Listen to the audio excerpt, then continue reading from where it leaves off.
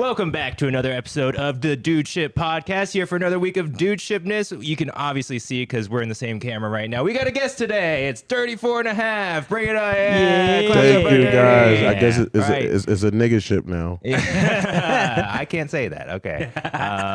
Colin is gone today. Colin couldn't be in the same room as a black man. Unfortunately. Racist. So, Obviously racist. yeah, he will be hosting the show that Dirty's on in a week. Right? Yes, June 19th. June 19th, Juneteenth. Yeah, Juneteenth. I'm the only black person on the show, so very diverse. And the first black person on the show. Way to celebrate black independence right. by making me open up the show. But no, shout out to Wildcat Comedy Co. Ethereal Public House, June 19th. Hell Come yeah. through. You'll get some free. I'll give you a drink if you come through on me. You get one drink on me. Dirty says getting free drinks on the pod. Oh, shit. Yeah. You know there's 10,000 people that listen to this. I really do. Well, They all just stop after the first minute and a half. like the first 20 people show up and get a drink. After that, Dang. you got to split them. Dirty is giving out 20 free drinks. So it's people that come based on listening to this hell pod. yeah. Yeah. We'll have this pod out. We have to put like what's the code?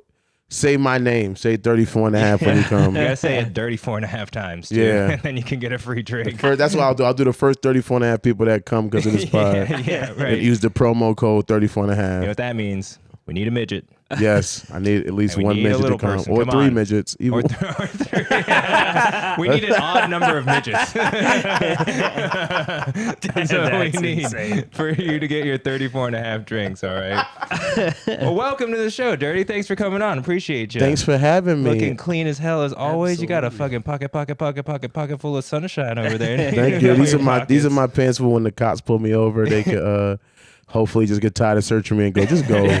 Empty your pockets. All right. Give me a second. Give me a second, dude. I'm doing it. That's crazy. You keep any of them in the bottom pockets? What do you keep something in there? Mints? Yeah, mints, condoms, Hell yeah. Extra grill. lambskin. Yeah, just I lose. Lambskin. Throwback. The OG condom. I'm traditional. I have traditional values. I only use lambskin condoms. It makes me feel like I'm Jesus when I give him the lamb. 34. I'm sorry that Colin couldn't be here today. Once again, I'm not. No. Yeah, Shout out to Colin.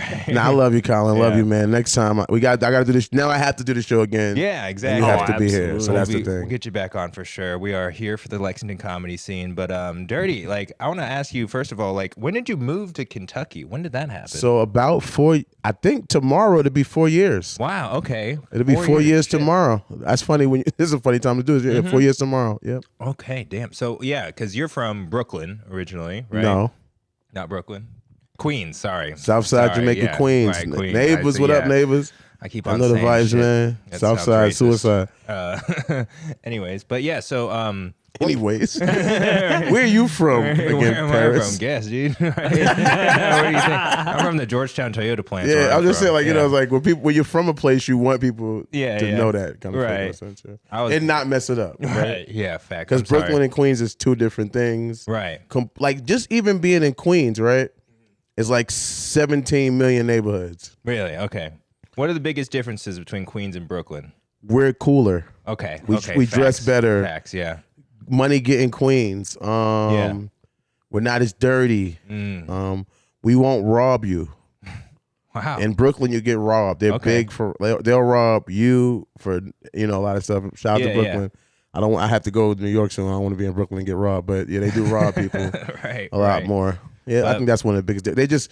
They are considered a tougher, in a more violent way, and we're more like hustlers. Okay, I like money, that. Trying to get that money. Did you see because last time I was in New York, it was just Manhattan, really, and I was going around, and I was like, there's a fucking M&M store, like all this stuff. I'm like, this doesn't feel New Yorky to me. Did you get to see like the gentrification happening around Queens when you were there? I was born and raised for the most part in 40 projects. Okay. I did spend some time in Bricktown. Shout out to them.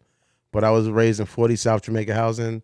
That's a projects. That's probably never going to get gentrified. Oh, okay. You know what I mean? Because it's subsidized housing. Yeah. So it may not really. Not really. I got to see different places, like when I would, like you said, go to Manhattan or something. Yeah. Or when I would go to other boroughs. But like where I'm from in Queens, I don't think any Caucasians who are not trying to be hood is going to want to, like, no hippies is coming over there. Really? Okay. Did you like it like that? You want to keep it that way, or? No, I am not a separatist, Colin. I mean, I thought you was Colin for a second. No, I'm not a separatist. What do you think about separate but equal? You know? No, honestly, I didn't. As growing up as a kid, I didn't realize like there wasn't no light skinned people around. You know what I mean? Yeah. Looking at my kindergarten picture now, I'm like, whoa, this is different. But did you have a grill in the picture too? No, I didn't have a grill yet. But so no, I think that people learn from being around each other. So I feel like the more we can be around each other, we can realize we're more similar than we are different. Yeah. I think when you're so like, if you ask me like a redneck, it's just like I got a joke like that where I say that if you're white and you're rich, you're white. Yeah. But if you're poor and white, you're black. You're black. Yeah, right. Yeah, right. You're not even really, because you're going to be on food stamps probably. Yeah. Your dad might be going to all the things that we attribute to black culture or whatever.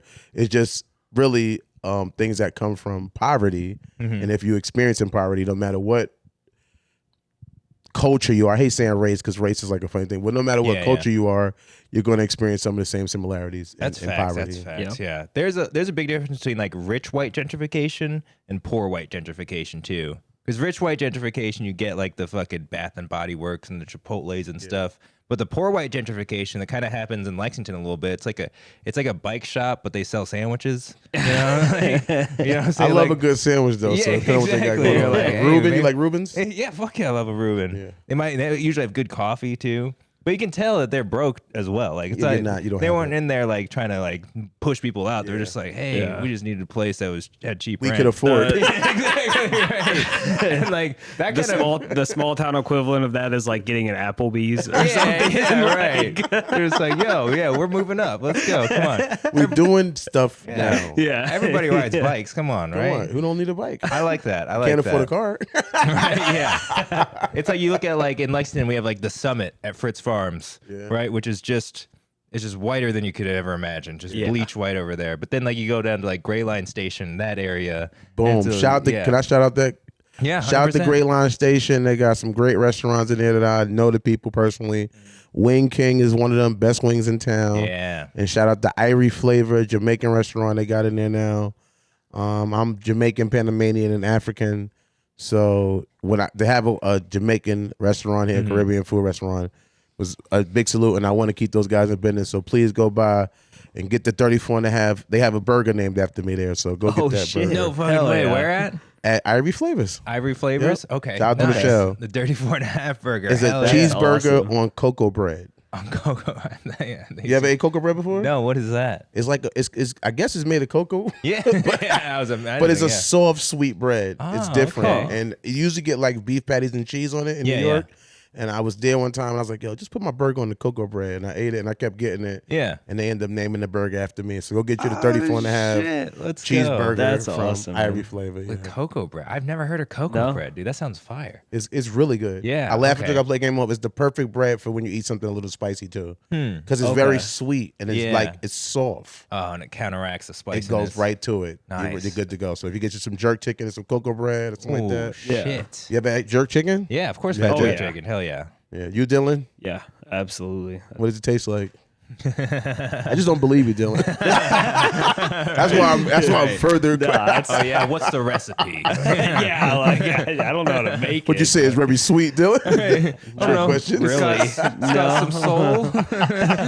Okay. That's right. Yeah. It's fried, right?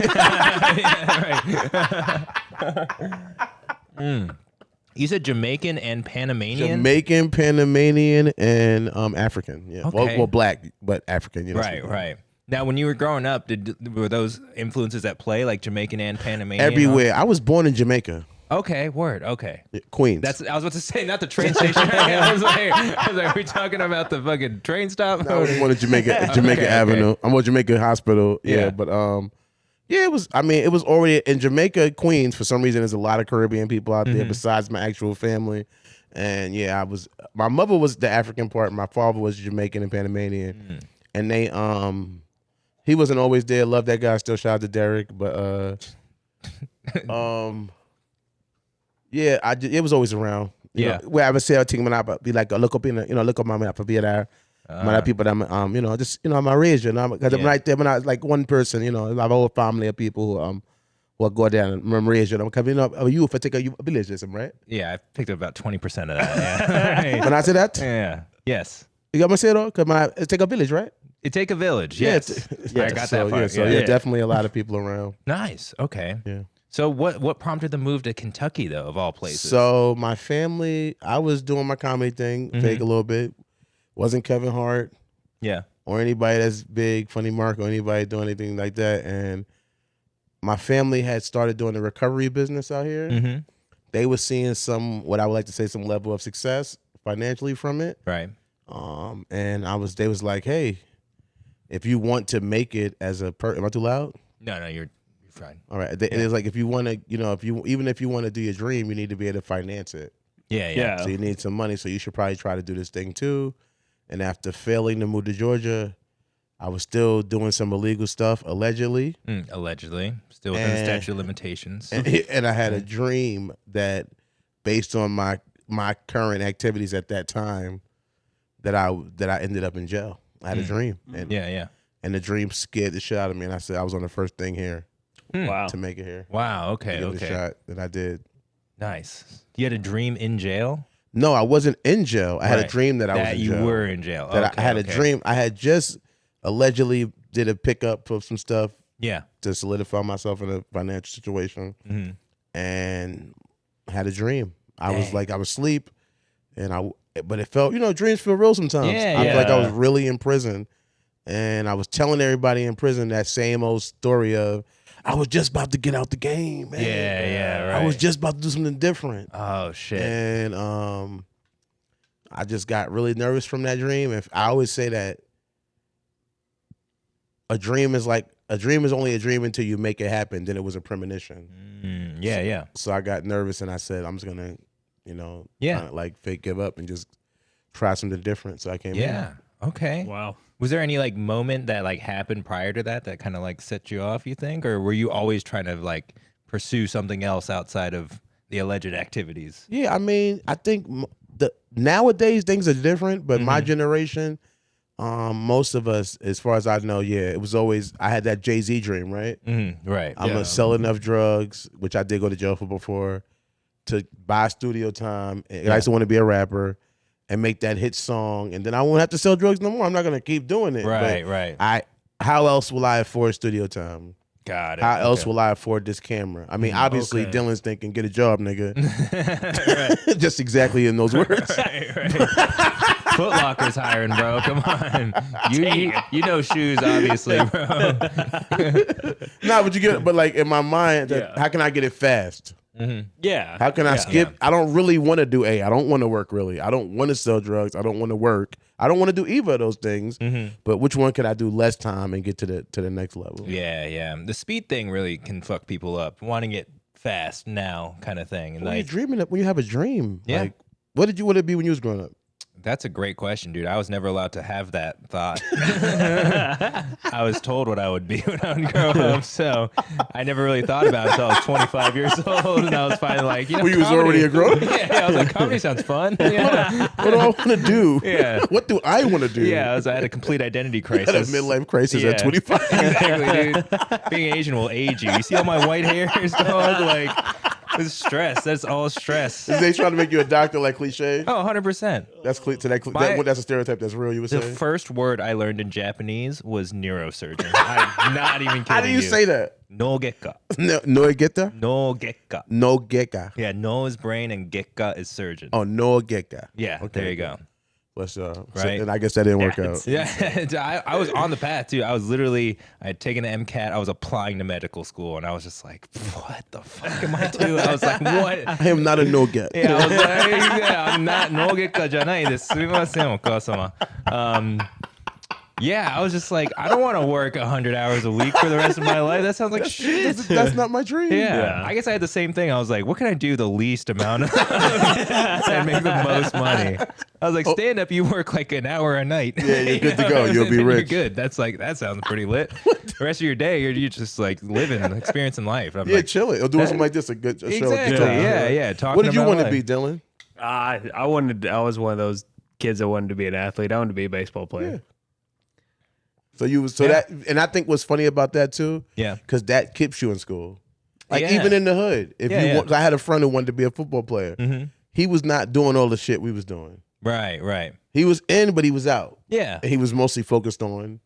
He didn't make it. I tell people all the time, one of the reasons that like I flunked out once I got to UK is I didn't have that reason to want to go to school. Like I was no longer playing baseball, and so I was like, wait, this used to be. I used to do this because I had to play baseball. Like I don't want to be here. Right, like this is terrible. This is terrible by itself. There's no reason. Like, what am I doing? What is this? Hear about this information. You mean to pitch this to you? Was going? Right.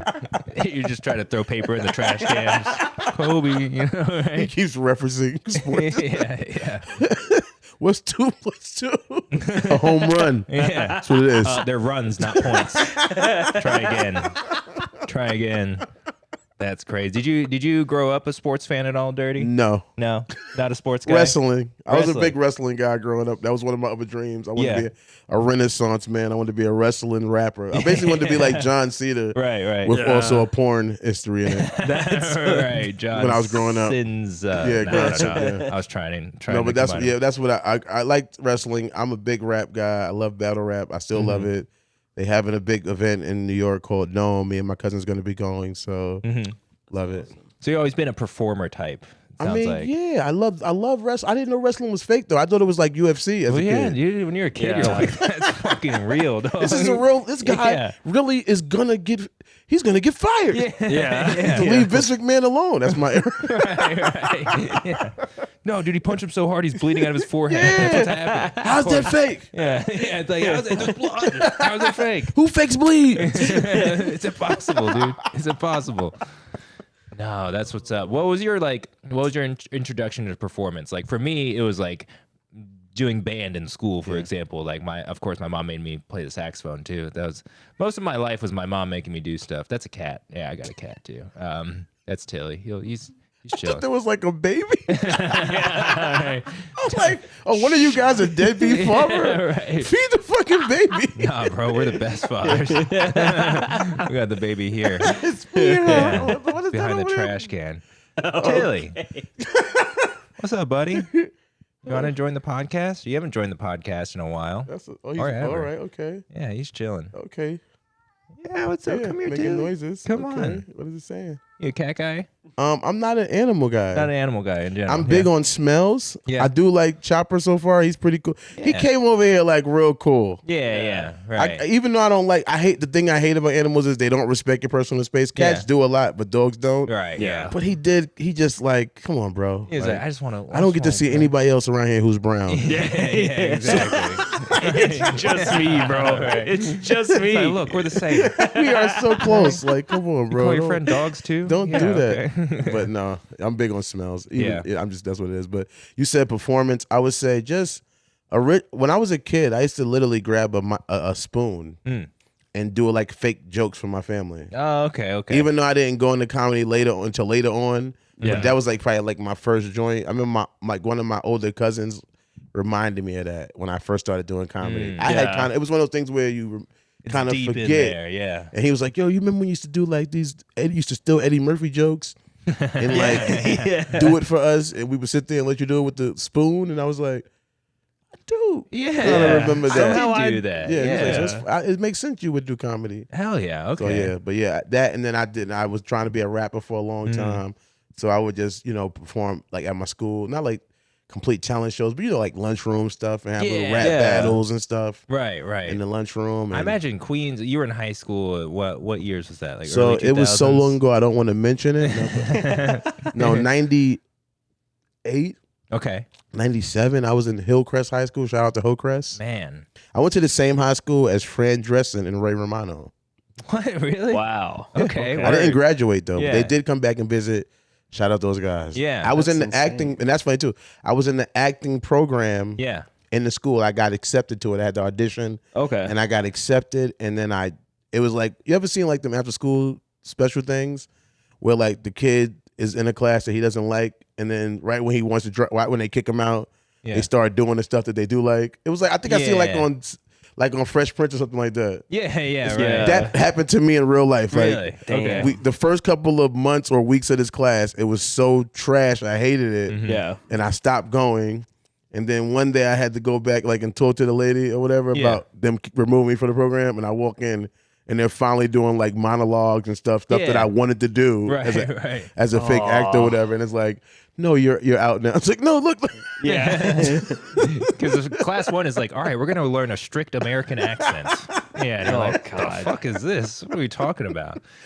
Bro, we got to hook you up with Lex Studios. You know the movie studio place? I do not, but I don't mind being hooked up. I love Yeah, hookups. for sure. It's this place. They're doing all kinds of like short films and like, but it's a big production studio over there. And they're always looking for actors, Well, either I would background love or to all get this stuff involved. like that. I would love to be involved. Jumper, come on. He's good. Come over here, Chop. That's good? my guy. He's Okay. good. He's good. Chop's good. But yeah, we'll He's a yes. put you in contact because What's up, Chop? You're good to they're go. looking for minority folks a lot. Yeah, I get hit up about being a new Asian guy like every week. You know what's funny about that? I never felt like a minority until I moved to Kentucky. Of course not. Yeah. I always thought that was like some conspiracy the government just told people like you're a minority. Yeah. I'm like, where the fuck? It's way more Where's of us. the majority? Where the fucking majority is more of us? And then I get to Kentucky, it's like, you know what? I might be a minority. They might have been onto something with this. Right. Okay, it's feel only that, dude. 3 of us here. How many Asians do you encounter in Queens growing up? My first crime was I robbed a Chinese man.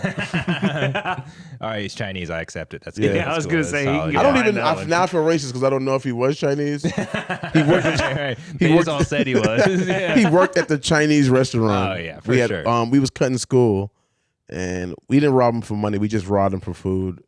That's not I was a bad. gang member. I'm still kind of down. Shout out to the neighbors. I'm Crip or whatever. And we was hanging out with these girls cutting school, and they was like, you know, we hung out with the Bloods. They got us some food too. We was smoking weed and shit. You know, I smoked weed at the time. He's like, they got a lot of weed, but they got us food too. So it was like a challenge. You know what I mean? Like we have to get these bitches some food. Those now. girls know what they're doing. And we went out. We went outside, had like a meeting, and it was like, we only got more money for either weed or food. What do you want to do? It's like, and then one guy from Brooklyn. Yeah. Shout out to Kwame. Shout out to Kwame. Of course, He Kwame. goes, you know what we can do? Just call the food and just take the food when he comes. What's he gonna do? What is he? And we did that, and I got arrested for that. But I ended up beating it. Yep, I beat it. Nice. I can admit to we did rob him. We did. Yeah. How'd you do it? Was it like, did you like threaten him or? Just grabbed it. He was pretty like nervous. There was a bunch of us. Yeah, We grabbed the food and ran back into the house where we called the food. Okay. Order that, yeah. Right. He It was ordered an easy crime to Ordered it solve. to your house. Yeah. No, not to, but to Murder Mike house. Yeah, we ordered okay. to. Shout out to Murder Mike. Yeah.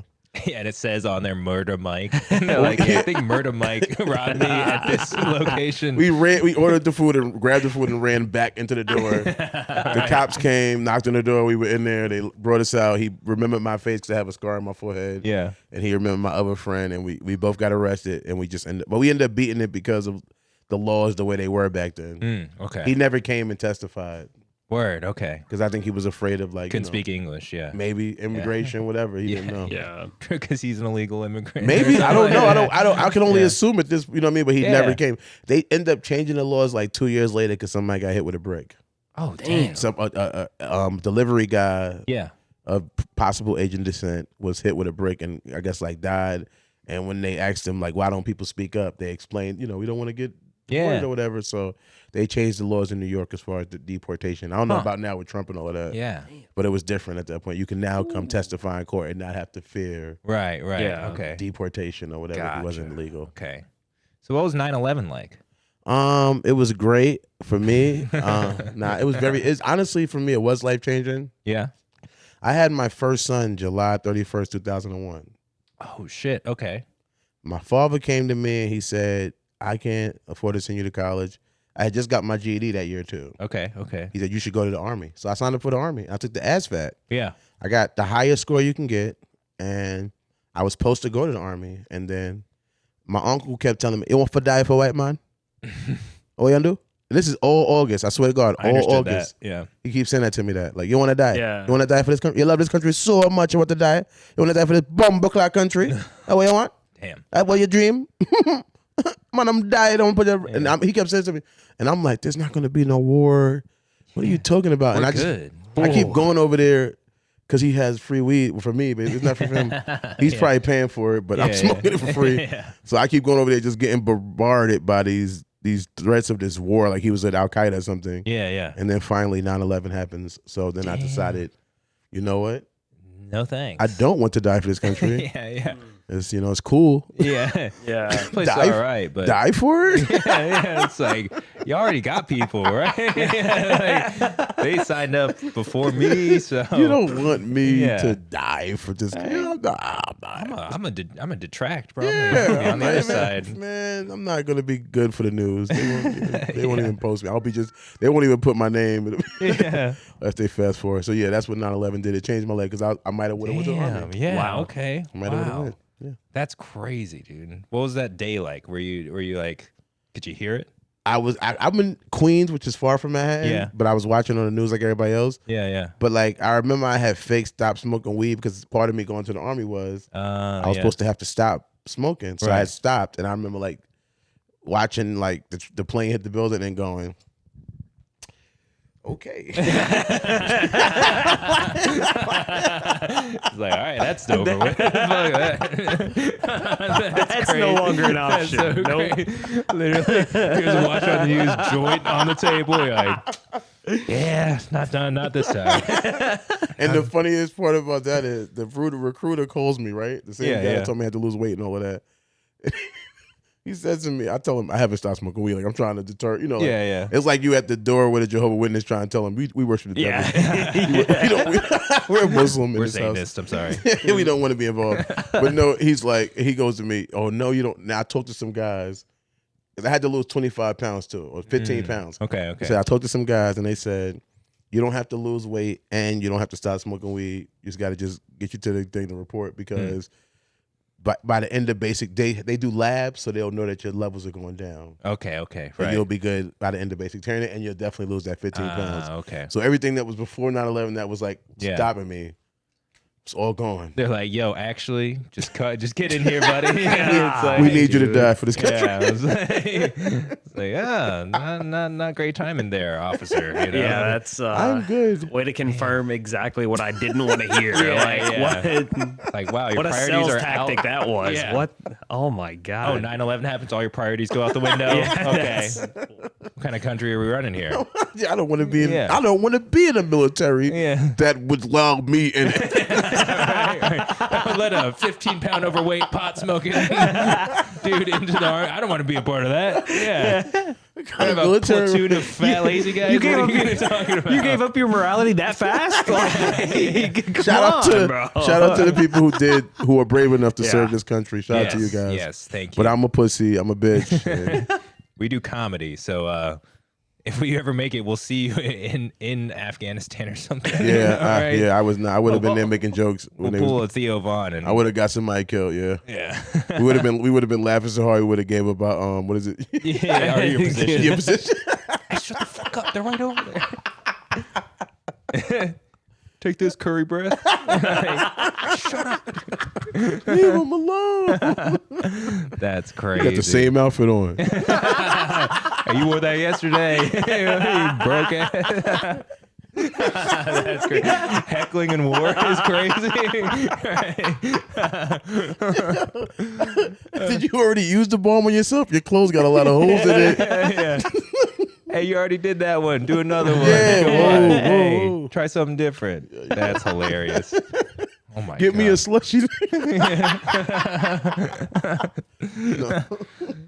No, shout out to the everybody we lost and we love and all of that. Yeah, solid. Shout I'm out gonna to restart this camera because once again camera stuff. But keep talking.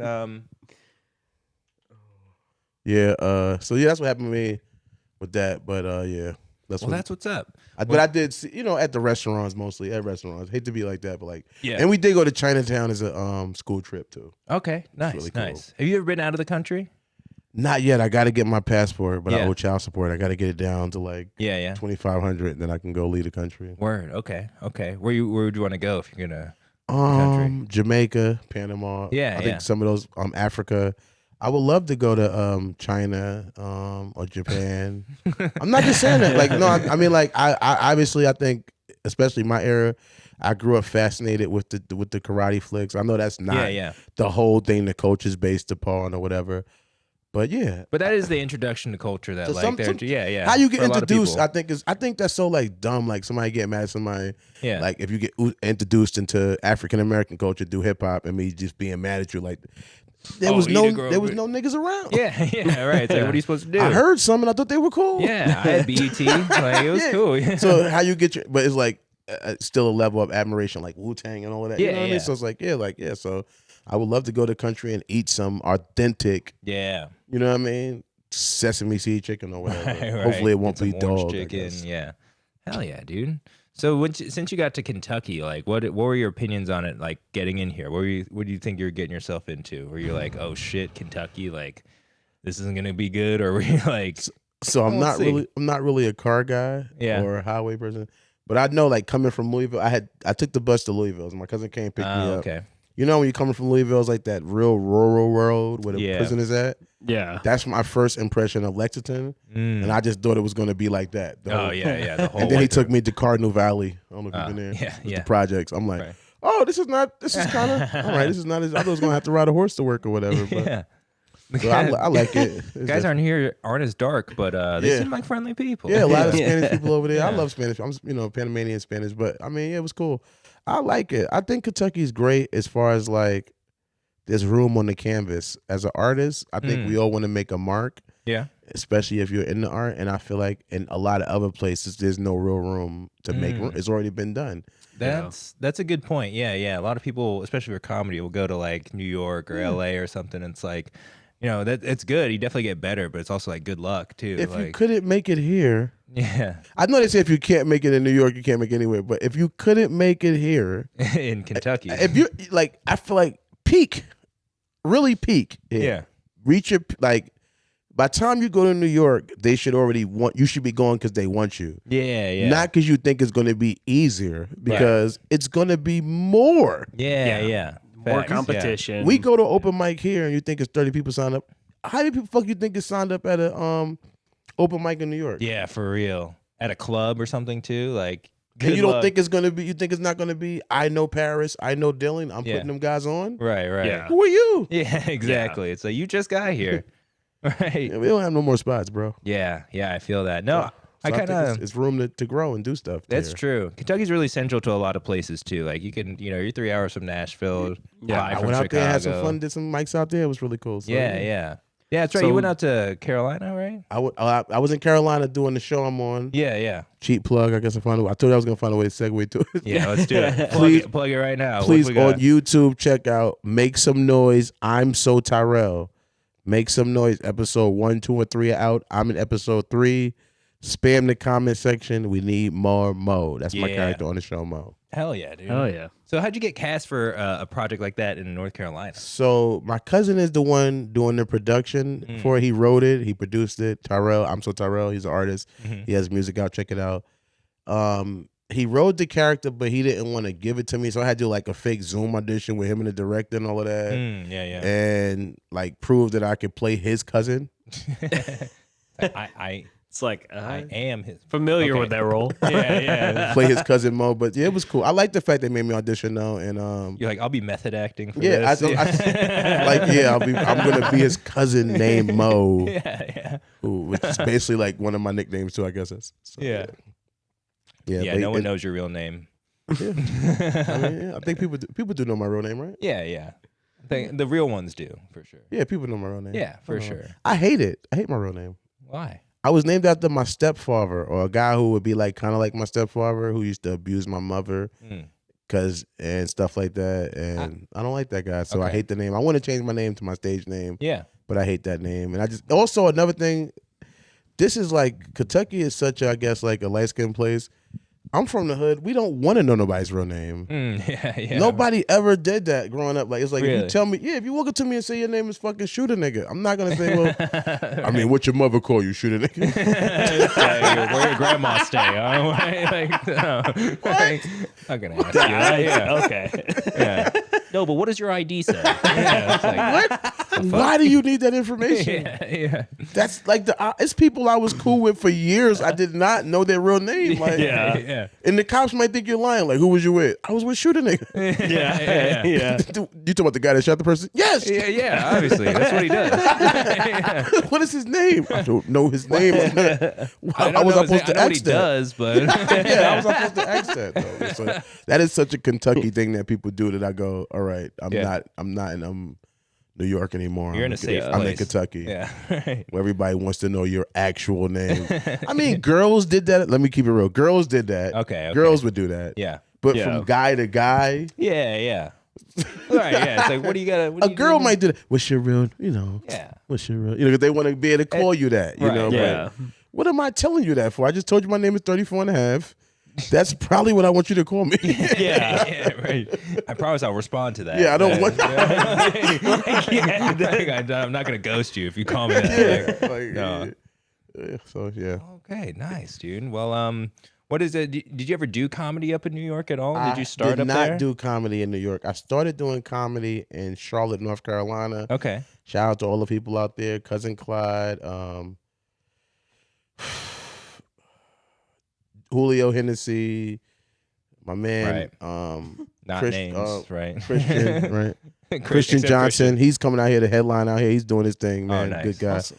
But I started out with them guys. I was in prison in 2015 and 2016 November on a parole violation, and when I was there, I still wanted to be a rapper up until that point. And the guy there was like, we was telling stories a couple times, and they got to the point where I was the guy they would let tell the stories. Yeah. And they would say, "You're so funny when you tell a story. You're so funny." And this OG brought me to the side like, "Yo, you know what?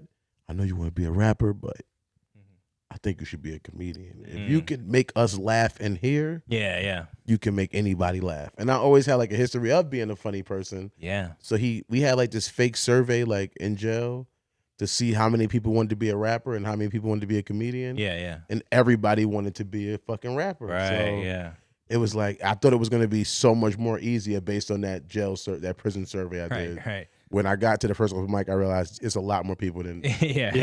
You're like, well, okay. The sample size was a little skewed, a little when you were doing it in jail. Yeah. Yeah, it was like, which one to be? And it was like rapper. Everybody wanted to be a rapper. And he was like, see? It is a good point though. Like jail's like the least funny place on earth. If you can make people laugh in there, like you're doing something right for sure. Yeah, and I told you I wrote that movie. Yeah. So I wrote a movie called Perforation Chicken Wings, and that story of you robbing the Chinese guy is in that, isn't it? It's kind of in there. Yeah. It's its own thing. I wrote the movie based on me telling that story because I just told like a bridge version of that story. Yeah. Because I don't know how it came up. We were talking about the first time anybody ever got arrested. Like, what's the first time you got arrested? What's the first time you got arrested, Dylan? Never. I was a trick question. Right. I knew it was going to be. Clean slate over here, right? Tabula rasa. He's never committed a crime. Right though, yeah. I think that's a good way to know, like if you're Caucasian or white, whatever you want to be. Yeah. I think that's a good way for you to know that systemic racism exists. Yeah, right. When you realize, oh shit, I've never been arrested, but I have committed crimes. I underage drank a couple times, They never got me. I've been to a couple parties where the cops showed up. That's about it. They let us all go. Yeah. They were campus cops. They couldn't do anything. One guy screamed at him. Yeah. One guy knocked him out. We ran. And they still let him go. You know what the funniest thing I ever got arrested for? What? Unlawful assembly. What does that mean? Thank you. Right. It's when you get together in a group without three more black guys in a room. In a group without informing the police. I was at a gang meeting at the time, but yeah. What? You need to get like permits to have a certain amount of people together. That's a New York thing for sure. I'm sure it's everywhere. It's a law. It's unlawful assembly. We could probably. I'm sure they have one in Kentucky too. No, it's a systemic racism law for sure. Too many niggas. No white guy has been arrested for unlawful assembly in their life. No right? way. Yeah, that was one of the times. I ended up beating that too. It was like a ticket offense. Okay. But yeah, it's cool. But they arrested you? They arrested me. They brought me to the precinct. Yes. Jesus Christ. Just you? No, everybody. Damn. Yeah, they were low. Everybody that was at the meeting that we was at, They hadn't met their quota that month. Probably it was probably like the 27th of the month or so. They're like, we gotta get someone. You know what's funny? In hindsight, when you grow past stuff, you realize something. When you're doing it, you don't reel it. You don't see it, right? Yeah. We're in a gang meeting. Everybody's wearing gang colors. Yeah. Some people are flagging, wearing bandanas, beads. I think they thought they were gonna get some actual things to stick on people. Evidence, okay. like actual physical. Yeah, some actual, real crimes besides assembly. Unlawful assembly. Yeah. They probably thought we had guns. They assumed we probably had drugs. You know what I mean? Like, it's like knives, some type of way we can really put a, but most of us were just there. Just organizing a blood drive, guys. Yeah, what the that's hell? it. Come on, bro. We're gonna drive by the Bloods and fucking. We're giving out cans. But yeah, that's how I got into comedy. I started in Charlotte. Yep. Okay. Charlotte. Nice. Hell yeah. So Charlotte, so you went from New York to Charlotte, then to Louisville, then Lexington? So I went to Charlotte. I was living in Charlotte from 2016 November to 2020. Okay. 2020 September. Mm-hmm. And I moved back to New York until I came here. Like during COVID or something? Yeah, it was during COVID, yep. Yeah. I was going to like a little breakaway with my girl at the time. We had kind of broke up. Mm-hmm. I ended up going back to New York, and when I was in New York, I was supposed to be going there to do comedy, but then things fell apart with the person I moved in with, and then I ended up just getting back into my old behaviors. Gotcha. But ever since you've been in Lexington, you've been straight edge. I mean, you don't drink, you don't smoke, you're always at the mics, like you're kind of a pillar of sobriety in the community, actually. Definitely recovery. Which is it's a rare thing to come by a lot of times, especially in comedy, because most people do it. They drink to get loose, right? To get comfortable. Which is like, it is about having fun, like comedy and stuff. But like, man, managing that, like managing the amount of alcohol you drink, like pacing, especially when you're doing it because you're nervous. Yeah, I've been there. I did the first time I was doing comedy. I was doing it, and I didn't do comedy for 2 years when I came here. Really? Yeah, I took 2 years to get my recovery under my feet and my business. Yeah. And then I came back outside. Okay. And I ended up doing an open mic in Atlanta. Yeah. And it was my first time really performing with no additives. Yeah. And I got laughs. And it was like, because up until that point, I would have thought I could never do it. Yeah. And I got laughs, and people thought I was funny. And I was like, you know what? I just slowly kept building that confidence. And then after a while, I started appreciating not being inebriated while I was on stage. I started comparing myself back to that and, those things. Yeah. Yeah, because when you're sober, you're much more in control. Like, once you get past the nerves, because the nerves are a big thing. I remember when I was first doing it, too, I'd get, like, super hammered and try to do a mic, and it's just, like, it's not very clean. It's not very, like, it doesn't really work out. You don't remember what you said. What you was trying to say. Right. You get lost. You just lose the plot entirely. It's like when people freestyle and they say they freestyling. I kind of hate that. Like I'm freestyling right now.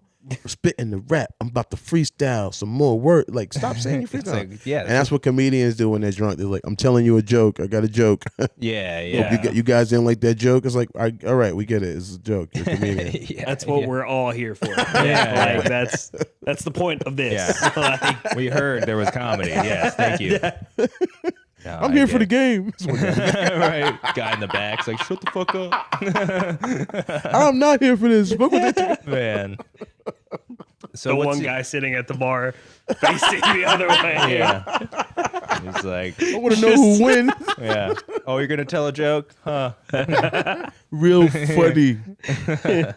No. So with comedy, like, what do you want your trajectory to be? Like, what are you trying to like, run the gambit in Kentucky and then like branch out a little more into other states as well, or like what is your ideal path in this career? Content. Yeah, super content-y. I love, like, I wrote that movie. I'm acting in that show. I'm doing this podcast. I just love creating. So wherever my art takes me, I would love to be at Rupp or headline Comedy of Broadway. Shout out to Larry Stark. He's doing the headlining thing at Comedy of Broadway. I think it's July 24th. Yeah, something like that. I'll be there for sure. I'm gonna try to show up if I'm in town. So yeah, it's like I would love to do all of those things. However, I'm just more of the art part of it. I love just creating. I'm not. If I made $1 million from comedy, that'd be amazing. But I'm dying. But either way, no. I think I just like creating. So yeah, I would love to run the gambit of, becoming more known as a comedian in Kentucky and then spreading out to these other places and hopefully, worldwide one day. Yeah. People quoting your jokes, at work, right? Yeah. You are very a process guy is what I feel like you are. Like you're about the process. Like it's always, because you're at like every mic, I don't see you miss a mic really. And then I see you as like you like the journey of it all. Like I love it, like. Man. Yeah. I'm living my dream, literally. I can feed my family, not from comedy, but I can feed my family and still do something I love. Yeah. So for me, going to a mic is just a chance to express what I love to do, which is spread joy in the world. That to me is the root of comedy for me. The idea. That's what I fell in love with. That guy in jail or prison, I should say. Yeah. Told me I should be a comedian, and I got there, and I got on stage, and I think I know you don't do comedy, you just look funny. Nah. But no, I love you. I love you, Dylan. That's my guy, too. But I'm saying that you actually doing comedy, I think that's the part, at least for me personally, I fell in love with. When I went up there, and I had a thought, and I was able to say it out loud. And to get that, because you can't, and when at a good comedy club, you can't see the audience. Right. Yeah, you just see in the darkness, and then you hear that 5 people in front of you. That's it. Yeah. I'm blind, so I can't even see them. It's like right. You see them, you hear that laughter, and that feeling of, oh shit. Yeah. I thought something that was funny that I would have laughed to myself about, but I was able to say it to these people. Yeah. And now they're laughing, and everybody's happy. It's like crack, dude, for sure. So you like, literally, can you think about the first time that happened? Oh my God, you're just like, what? It's like you're literally like, what? I can do that? Like, holy shit! It's like the first time you make a girl come. Yeah. Still waiting for that one, Right? Much better at making them laugh. Let me know what it's like, dude. We'll talk after the show. It's great. It's great. Right. They like it. They like feel it. Feel real proud of yourself, I'm assuming. Yeah. No, but it's like you I can do that? Yeah. Right. I've heard about other people doing it. Yeah. I thought I didn't know I was capable. Yeah. Yes. Success. Nice, yeah. Lexington's really interesting though, because like there's a scene that always comes in and it kind of phases out and then comes back in. It's because niggas is haters. Yeah. There's a little bit of that. When I say, I mean any like if you have a scrotum, if you have a scrotum, that's what I'm referring to. I was raised off of hip hop, just the way I talk. Yeah. But and I don't, and even then when I'm saying it, I ain't even separate like bitches and niggas. But it's like what it is people don't support each other in the sense of like you might hear me at mics laughing. At jokes I heard before. Yeah. It's because I was taught like that in the Charlotte comedy scene that as comedians we should support each other. Yeah. And that part of that support would be just laughing. Right. That's why shows had laugh tracks before. Yeah. Because somebody laughing can break up the monotony of a show. It ain't that the person's not funny. Sometimes the audience needs to be like, they're like special ed. Yeah. They need to be kind of like, you need to have permission. Something's got to break that tension. Yeah, it's just got to break that tension. Yeah. He didn't just choke his wife. I know his wife. Yeah. It's like, he's fine. It's fine. It's a joke. Calm down. Yeah. And that one person laughing can turn to 2 people and 3 people. Yeah. I mean, pay attention. If you didn't realize it already, just think about it. So when you have a person you're cool with, the way you show you're cool is laugh. Yeah. Pretty simple too in comedy. Yeah. He stopped talking. I don't even have to hear the joke sometimes. I hear the dead space. Yeah. I know that's what you say. Yeah. So, that's what we're expecting. Yeah, for sure. And like, yeah, I like the thing that we're building here in Lexington with everyone because it seems very supportive overall. Like overall, to like 90. They're always trying to ban everybody and cancel everybody. Where you been at all week? You been on the internet? Well, I mean that's a little different. Are you serious? We won't get. I'm joking. I know you don't want to get too deep into it, but I'm just saying, like, no, it's really like I didn't get into comedy to be a social justice warrior. Right. Yeah. I got into comedy to make people laugh. If I wanted to go to a protest, I would make me a sign with a marker. Yeah. I think that is part of. There's a guy, I think his name was was it Nietzsche? It was what? Let's look up the philosopher who said it. Yeah. Freedom of speech is not you having just the freedom to say what you want. It's willing to give somebody else freedom to say what they want. That is freedom of speech. It's not just me just saying what I want to say. Yeah. It's me being willing to allow you to say what you want to say. Right. Because as long as it's a personal thing, of course I want the freedom. Yeah. But can I listen to, and I'm going to say this too. I have to say this. In this community, it's okay to be racist. You can. I never hear nobody want to cancel somebody over a racist joke. Yeah, true. But make a homophobic joke. Yeah. Make a joke against women. Now it's wrong? No. Jokes can either you're right, either jokes are right or jokes are wrong. Yeah. And just because you're also secretly racist doesn't make a racist joke cool. Right. Yeah, I get what you're saying, because it's like we're having a double standard on some of these things. Yeah. Like everyone does a race joke, as soon as we talk about certain communities, it's like, oh, well, where'd the funny go? It's two black people in the room. Yeah. And you want to, and one guy made a joke about hanging people. Oh, that was rough. Was you there that night? I was there. Yeah, that was a rough night. But nobody, is he canceled? Did anybody say this guy? Well, he got arrested, so. Not that night. He's not that night, but 2 nights later. But he kept showing up, though. He did show up and then got Nobody arrested. said instantly, what? Yeah. What did you just say? Hanging people? Yeah. What? Yo, you're canceled. We don't want you. Don't come to no more open mics. Yeah. This is not going to be tolerated. Right. Who stood up? You're right. Yeah, no one said anything about it. So I feel like that's where I think you tried to stand up, but I think he was going to the bathroom. Yeah, I tried to I tried to talk to him, dude. I was talking to him. I was like, "Hey man, like, not that you're not allowed to make jokes. Like, you're allowed to make jokes, but just like look at your audience. Like, think about what you're putting in people's There was only one head. black guy there, so he probably felt like this is my audience. No, it was you were hosting, I remember. Yeah, I was hosting the mic. No, you were hosting. I'm the host. Was there. Brandon McNeil was there, and Shay was there. Everyone was in the front. All the black people were in the front. And then he rips that joke. We're all like, ooh, And you know what's funny about it? And I bring that joke up to say that I don't think that guy should be canceled. Right. I don't think that guy shouldn't be allowed at mics. I'm just saying that keep that same energy with everybody else. Yeah, for sure. Don't switch it up. If you make a joke that's racist, I might not find it funny. And I went back on it, remember? Yeah. I was like, I guess it's only funny because I was like, oh, you know what? When I think of hanging from trees, that I think is funny is like Georgia the Jungle, Tarzan. That was always kind of funny for me. Yeah, so I guess it's only when white people hang from trees. Right. There we go. Dylan go. Yeah, right. That I think it's funny. Right. But so I think that's what you do. Yeah. And I always make everything about sex because I was molested as a kid.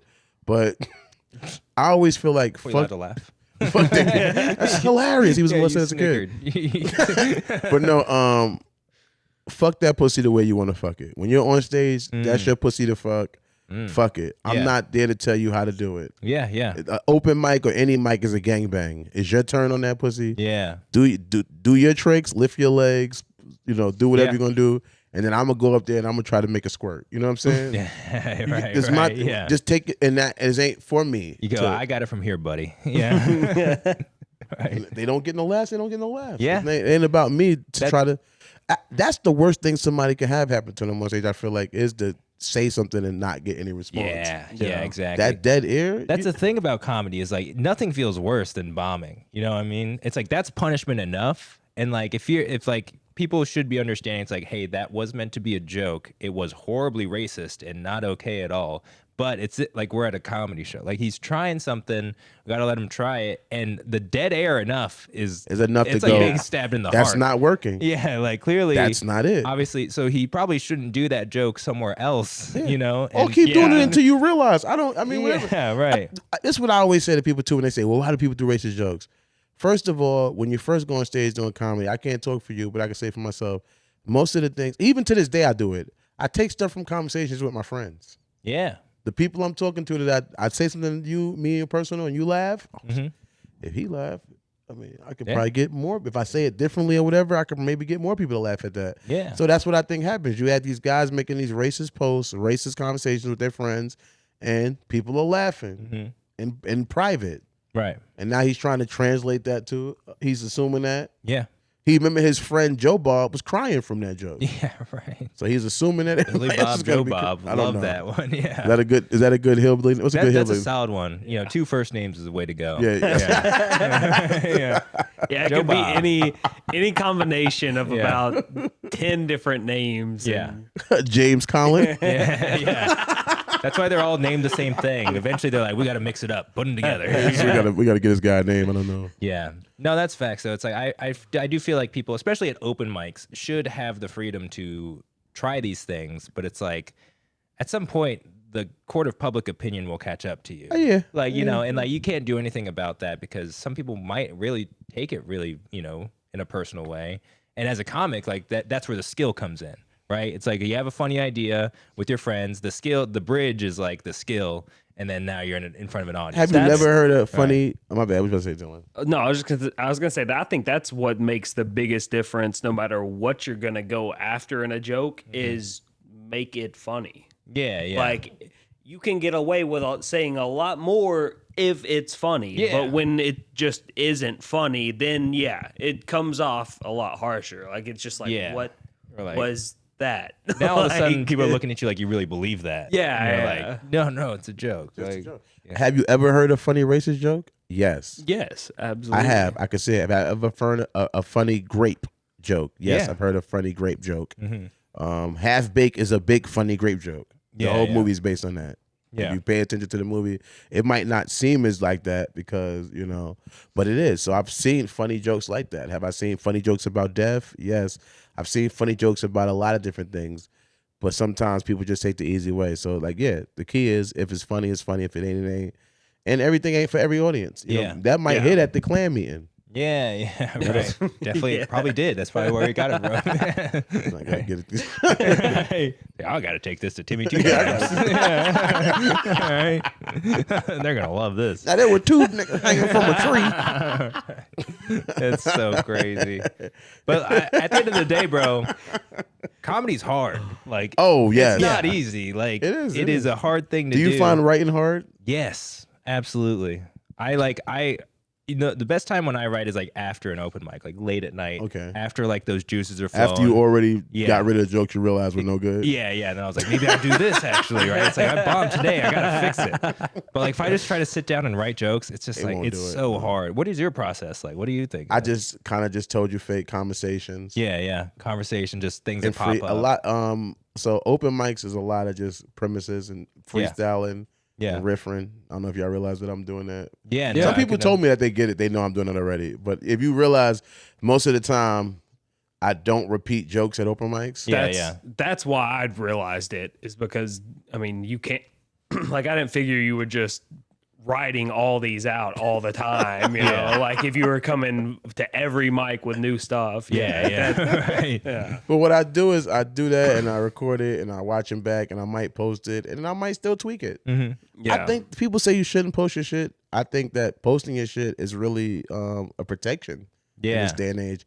I have a joke about going to prison and not getting raped and thinking that was hurt my self-esteem. And I then heard somebody after me say that joke. Yeah. Somebody say that joke after me. Yeah. And I was like, what? And then I remember AJ came to me like, yo, you stole that joke from him?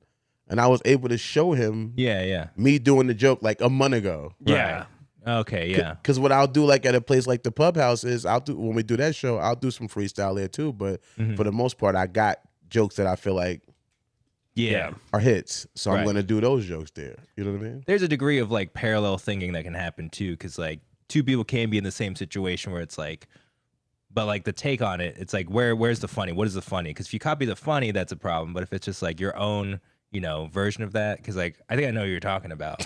Right. Is what I'm trying to say. Oh no, I'm not. And I'm not no shot to that person. Yeah. And I never even confronted them about it because to me, it was like, that's what I was just using as an example. Yeah. As of me having a joke, telling a joke. Yeah. He might not even have heard it. Yeah, like you said, it could have been parallel thinking. Right. But now you won't accuse me of taking it. Yeah. Because Because like, no, I did this before. Right. Yeah. And I have a record to show you. Yeah. I see what you're That is saying. a good point. Like, I don't understand, especially like as open micers, we're like, don't put my stuff on the internet. It's like, who the fuck's going to see it? You know? And if somebody did steal your joke, now, if you did never post it, if I was to start telling a joke about how my grandmother from Jamaica taught me how to drive, and she wasn't really good at driving. Right. Yeah. And you know, that's one of Paris' jokes. Yeah. He said like, that's my joke. No, Paris is funny. I mess with you, Paris. You want my funny. I But you fucks want with people you too. But you get what I'm saying? So like I remember see how much I mess with you? I remember your joke, right? Yeah, exactly. But if I was to start telling this joke about that, you know what I mean? How she said, you know, hope black people wear bright clothes or whatever. Yeah. Yeah. If I start doing that joke and there was no record Yeah. of you doing it first, it's like a he say, she say story. Yeah. Who True. could say who said who wrote it? That is a good point, especially going forward in like the digital age that we're in. It's like, man, you got to have like, you know, there's no reason not to have evidence of your shit. Like everyone's got a camera. It's like, you might as well. And also, like I said, like no one's going to see it. No one's going to come to your show, your open mic and be like, I heard that on the internet. Yeah. Next one. Like no one's going to say that. No one at all is ever going to do that. Literally, it's over. It's fine. You're fine. Like you're totally fine until you have like, would be until you're on insane. tour, bro. Like But chill out. until you're Dave Chappelle, where you have to put your phone in, when you want people to put their phones away. Yeah. I think at this point, honestly, for me personally, as far as marketing is concerned, it seems like a good idea. You want somebody to come to your strip club, but they don't even know what the titties look like there. How are you inviting somebody to a show that they don't know any? Yeah, it's names on the show. Yeah, it's just I think with specifically with comedy, you can build like a trust I'm level. just dead over the comparison. It's like going to the strip club, you don't know what the titties look like. It's like, what? There ain't no titties on this page. What am I? What? Oh, I'm going to pay you $25 to get in. I don't even know what the titties look like. What the hell? Bring somebody to the door. Yeah, you got a bunch of fucking C-section ladies in there. I don't want to pay $25 for this. I'm just saying, like as a growing comedian with your fan base. Yeah.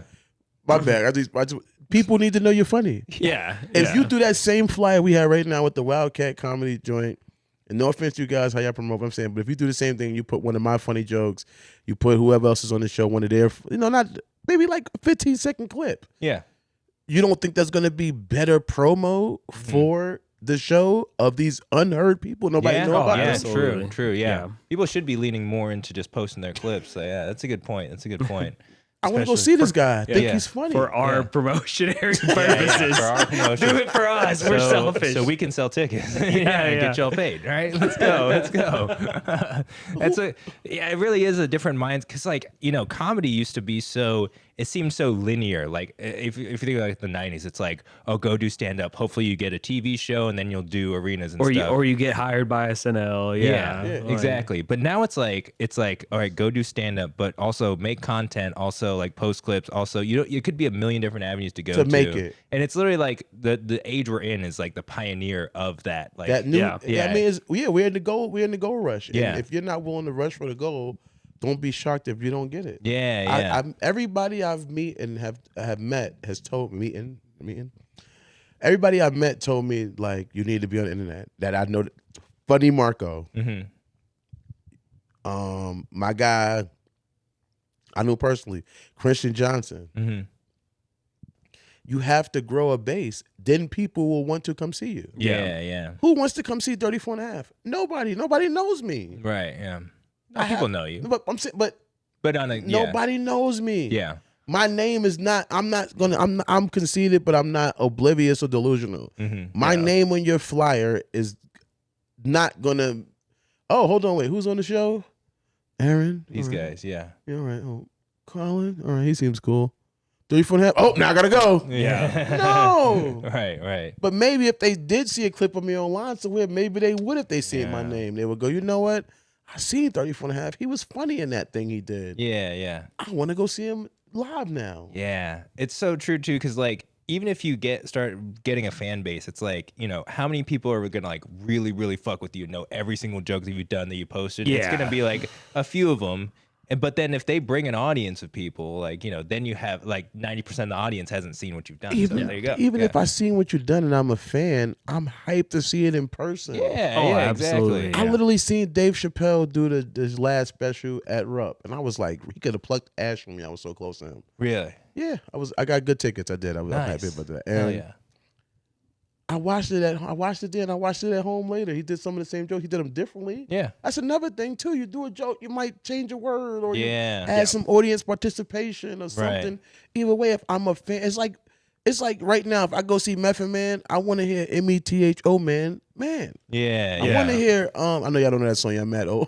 Y'all mad young. You're like, I guess he sung that song. Yeah. No, but if I go see Soulja Boy, I want to see Crank That Soulja Boy. That's facts for sure. I want to see that. So it's like, even if it's a hit, it's a hit. Yeah. If I'm coming to see Paris and he has a joke that's great, that's funny, and he tells 10 other jokes included with that one joke that I already fake know, I might be tapped like, yo. Yeah. Here it is. This is the one. Yeah. This is the one. This is the one, bro. Yeah. No, facts. And then, yeah. I'm not going to be tight that he did the joke that I came to see him for. Right. I can't believe he did the same joke that I was so excited to see this guy about. Plus, you get to see everyone else's reaction to the joke that you're like, no, this is the fucking, I always feel like this. If you can't write jokes, maybe you're not really a comedian. Yeah. Maybe you need to be doing management. Do some help. Do some promotion. Yeah, right. Everybody can't host. Somebody got to be the pimp. Take some pictures, You need to do something else. Yeah. Take pictures of the titties so we can see them online. Right. If I only have 3 jokes and you got 20, and I just might as well just give you my 3. Now you got 23 jokes. Yeah, right. And if you're writing 20 and I'm always writing my 3, I can play. Everybody wants to be the star, and I get it. I'm not mad at you, but think about there's different positions. Yeah. If you can't write jokes, how can we really truly? If you can't be funny, how can I say you're a comedian? Yeah. Honestly, that to me is like I don't even care if you're getting paid. I know that's a criteria. People say, well, you're not a comedian until you're getting paid. Yeah. But my biggest criteria is, are you funny? And not even funny to me because comedy's subjective. Yeah. But are you funny and can you be prolific in comedy? Can you write jokes? You can't tell me it's been a year. It's people that come to open mics and it's been a year or 2 years and a half, and I know you heard them telling the same jokes at the open mic. Yeah. Bro. Right.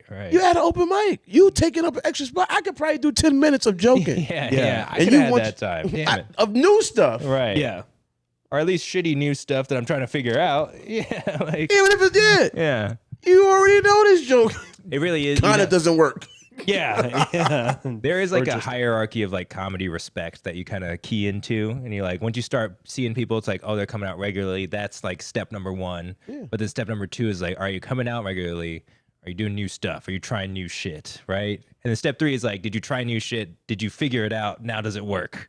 You know what I'm saying? Yeah. It's like 3 bases. And then, then you number 4, you get fucking booked. Yeah. So I feel that. Yeah. And especially comedy, because there's just such a low bar of entry. Oh my God. Anybody can fucking do it, right? At least they feel like that, right? Yeah, right. They really do.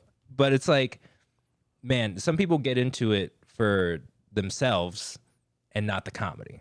And that's where you start to see like, oh, like this is where your ambition runs out because you're doing it for yourself. You don't even respect yourself enough to write new jokes. Like, you know what I'm saying? So it's like, if you're doing it for that, you kind of fizzle out quickly. But if you're doing it because you're like, I want to make people laugh, like comedy is the important thing, then you see, where people kind of start to lie in the whole spectrum of like, why are you doing this? Yeah, why are you doing this? Are you trying to feed your ego or are you trying to make people laugh? Like, me and AJ Montez, shout out to AJ Montez, one of the coolest people in this comedy scene.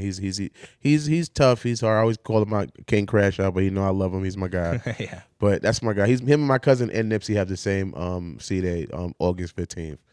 But they Leo, so that's why he's a lion. Rawr. Did you say seed day? Yeah. Is that what you call it? C day, yeah. C day. Yeah, I'm Crip. Oh. So we don't say you can't have a B day. So we don't, Oh, gotcha. That would be awkward. Right. The opposite. It's like people, I always say to people, see safe instead of saying be safe. It's just the way we was raised to talk. Like I call people everybody's my cousin and all that. But but what was I saying? Yeah, we was talking about that, like how you don't never watch Stephen Curry and go, I could have made that shot. You might be mad he missed the shot, but in your head, like, I probably don't know. Yeah. Or knock somebody out when they watching a boxing match and go, oh, I could have knocked it out. Yeah. But comedy, everybody thinks they can do it. Right. They go, I made 3 people laugh at my job earlier. I'm going to this open mic tonight. I'm going to be Dave Chappelle by the end of the week. I'm already there. Yeah. We were talking about this with Jericho in the last episode. It's Yeah. like comedy's like the only place where like you have to take criticism from people that have never done it, that think they can do it, that have zero proof or like any like whatever smidge of anything that they should be giving you advice. You still have to listen to them because like they are the audience. They're the reason why you're doing it. Versus sports, it's like, you know, it's like, why'd you run through the A gap instead of the B gap? They're like, shut the fuck up. You don't know what you're talking about. Like, you know, it's like, but in comedy, like we are there for them. Like we gotta get this feedback. As shitty as it is, sometimes you're like, what? Yeah, you know what my cousin told me? Like, yeah, I don't know if you guys, I think you guys think I'm funny. I know you're of course, yeah, no. That wouldn't, hopefully, this is not a time to put me in the show. This is not exposing fake comics. We want to bring you here to let you know we don't find you funny at all. We found you messaging this 13-year-old girl. Jesus. What? Not that kind of podcast. Hey, you like them young. Right. Yeah, we should start another podcast where we do exactly that. We just expose comedians. Yeah, we don't respect you. We brought you here because we want to get you in our location. Yeah. And if you act up, we can shoot you. You're on our property. Yeah. But like my cousin said I should be more animated with my comedy. And I'm not saying, like you said, he's not a comedian. Yeah. I love him to death. Love him. But it was like, and I do try to move around a little bit more now. Yeah. But not as animated as he wanted me to be. Right. He wanted me to be a lot more because he felt like that's what he finds funny. Yeah. Yeah. And that's what it is too. That's another thing. You're giving me your opinion based on what you find funny. Yeah. Not what the whole world may like or not like. And you also go end up putting me in the box. Because if I'm too animated, then I'm just another one of those animated black comedians or whatever. You know what I mean? Yeah. Opposed to, I want my jokes to, I want my words to be what carries my comedy. Not my ability to talk out my butt like Jim Carrey. You know what I mean? Right. To like be wacky and stuff. I want you to be listening to what this guy's saying. You incorporate a little bit in that in your rap that you do on stage. You know, you're like, get a little into the performance side of it. So you sprinkled it in. I do love that joke. I love that joke. That fucking joke's hilarious. I love that shit. I'm not giving it away, but you better do it at the show. I will do it at the show. Juneteenth show. If you do love that joke, come to Juneteenth and sing along with me. Yeah, right. We're gonna make a hit. If single, you know bro. the words, sing the words with me. Yeah.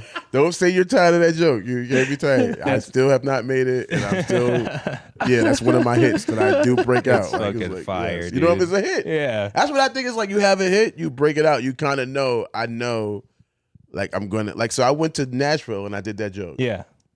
And I had did that joke and I had added my the part about going to jail and other stuff. And they called Jay Wall. Shout out to Jay Wall, another good comedy person out here. Mm-hmm. And he calls me like maybe like 2 days later, or maybe the next day. He goes, "Yo, bro, heard you went to Nashville and you killed it. I want to put you on the show." So he put me on the show. I think it's like it's October something. I forget the date exactly. I think it's October 10th. Okay. Something like that. It's gonna be homecoming weekend or something like that. But, hell yeah.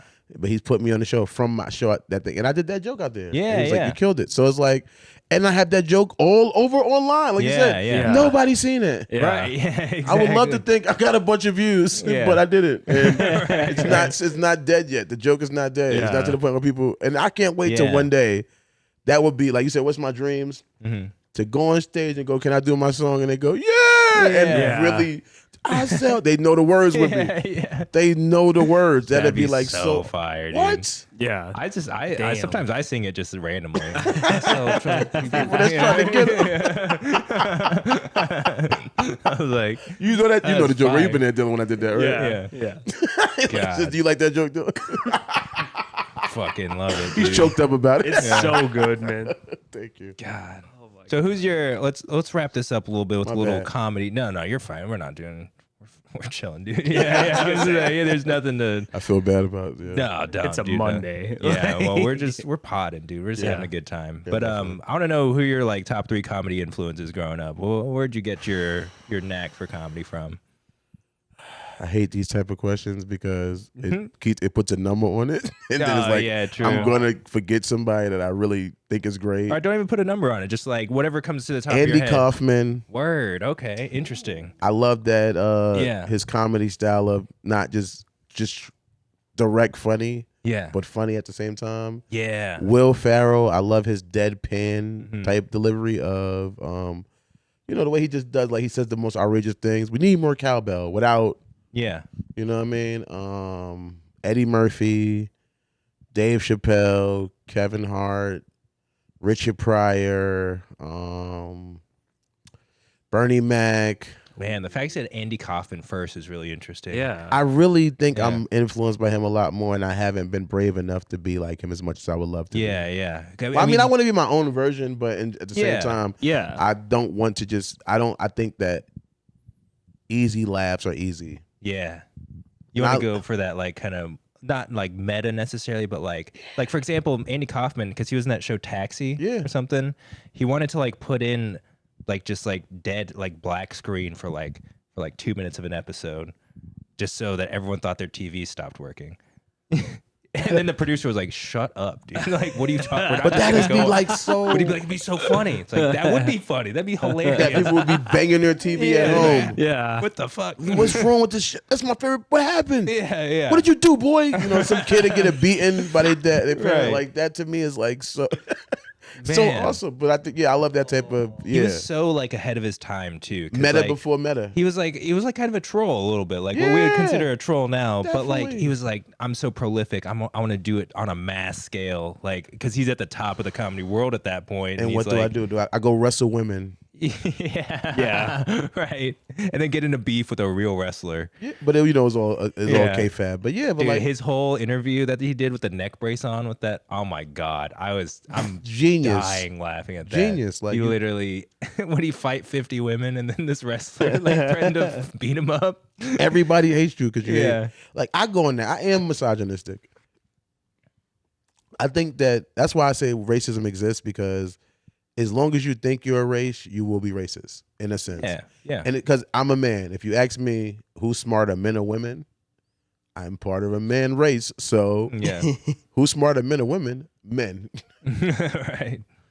And we're talking averages here. I'm just saying. Like I think men are smarter. Statistically, it's more women than men allegedly, but I still we just it's always more dummies than smart people. So. Yeah, I mean, but I think that's natural. Same thing like when you say a race. If I ask you who's the smartest race, it would. If you said Asian, I wouldn't be mad at you because why would you want to not be part of it? Yeah. It's like when kids used to like make fun of me for being good at math. I'm like, what are you talking about? Like, it's a good thing. That's the evidence that Asian is the smartest. Yeah. We're great at math. Well, Did you go do a science project. Like, maybe I will. I will solve a world crisis. Yeah. Sorry, I'm doing all the work. You guys just get to take advantage. But no, so I feel like I can be misogynistic, and I thought that was just a funny joke of him wrestling women and showing they're weaker than us. Right. But like I think we're getting to a point, especially in comedy, to where we can all we can talk about things and it not be a racist or a misogynistic thing. It's like it is what it is, and we're trying to be like, hey, it's okay. Like it doesn't mean anyone's better, or we're not punching up or down. Like we're all the same. We're punching side to side. We have different characteristics, and that's okay.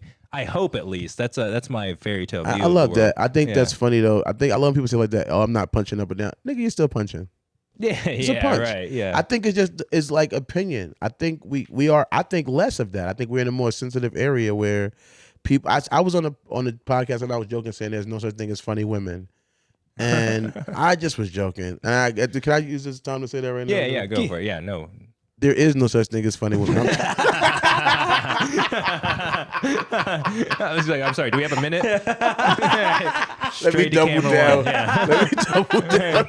There you go. That's your camera right there. No, there's funny women, obviously. Right. Roseanne and every other woman, and Lisa Lambanelli and Carol Burnett and Lucille Ball, or a bunch of women who were hilarious, probably, and that I laughed at.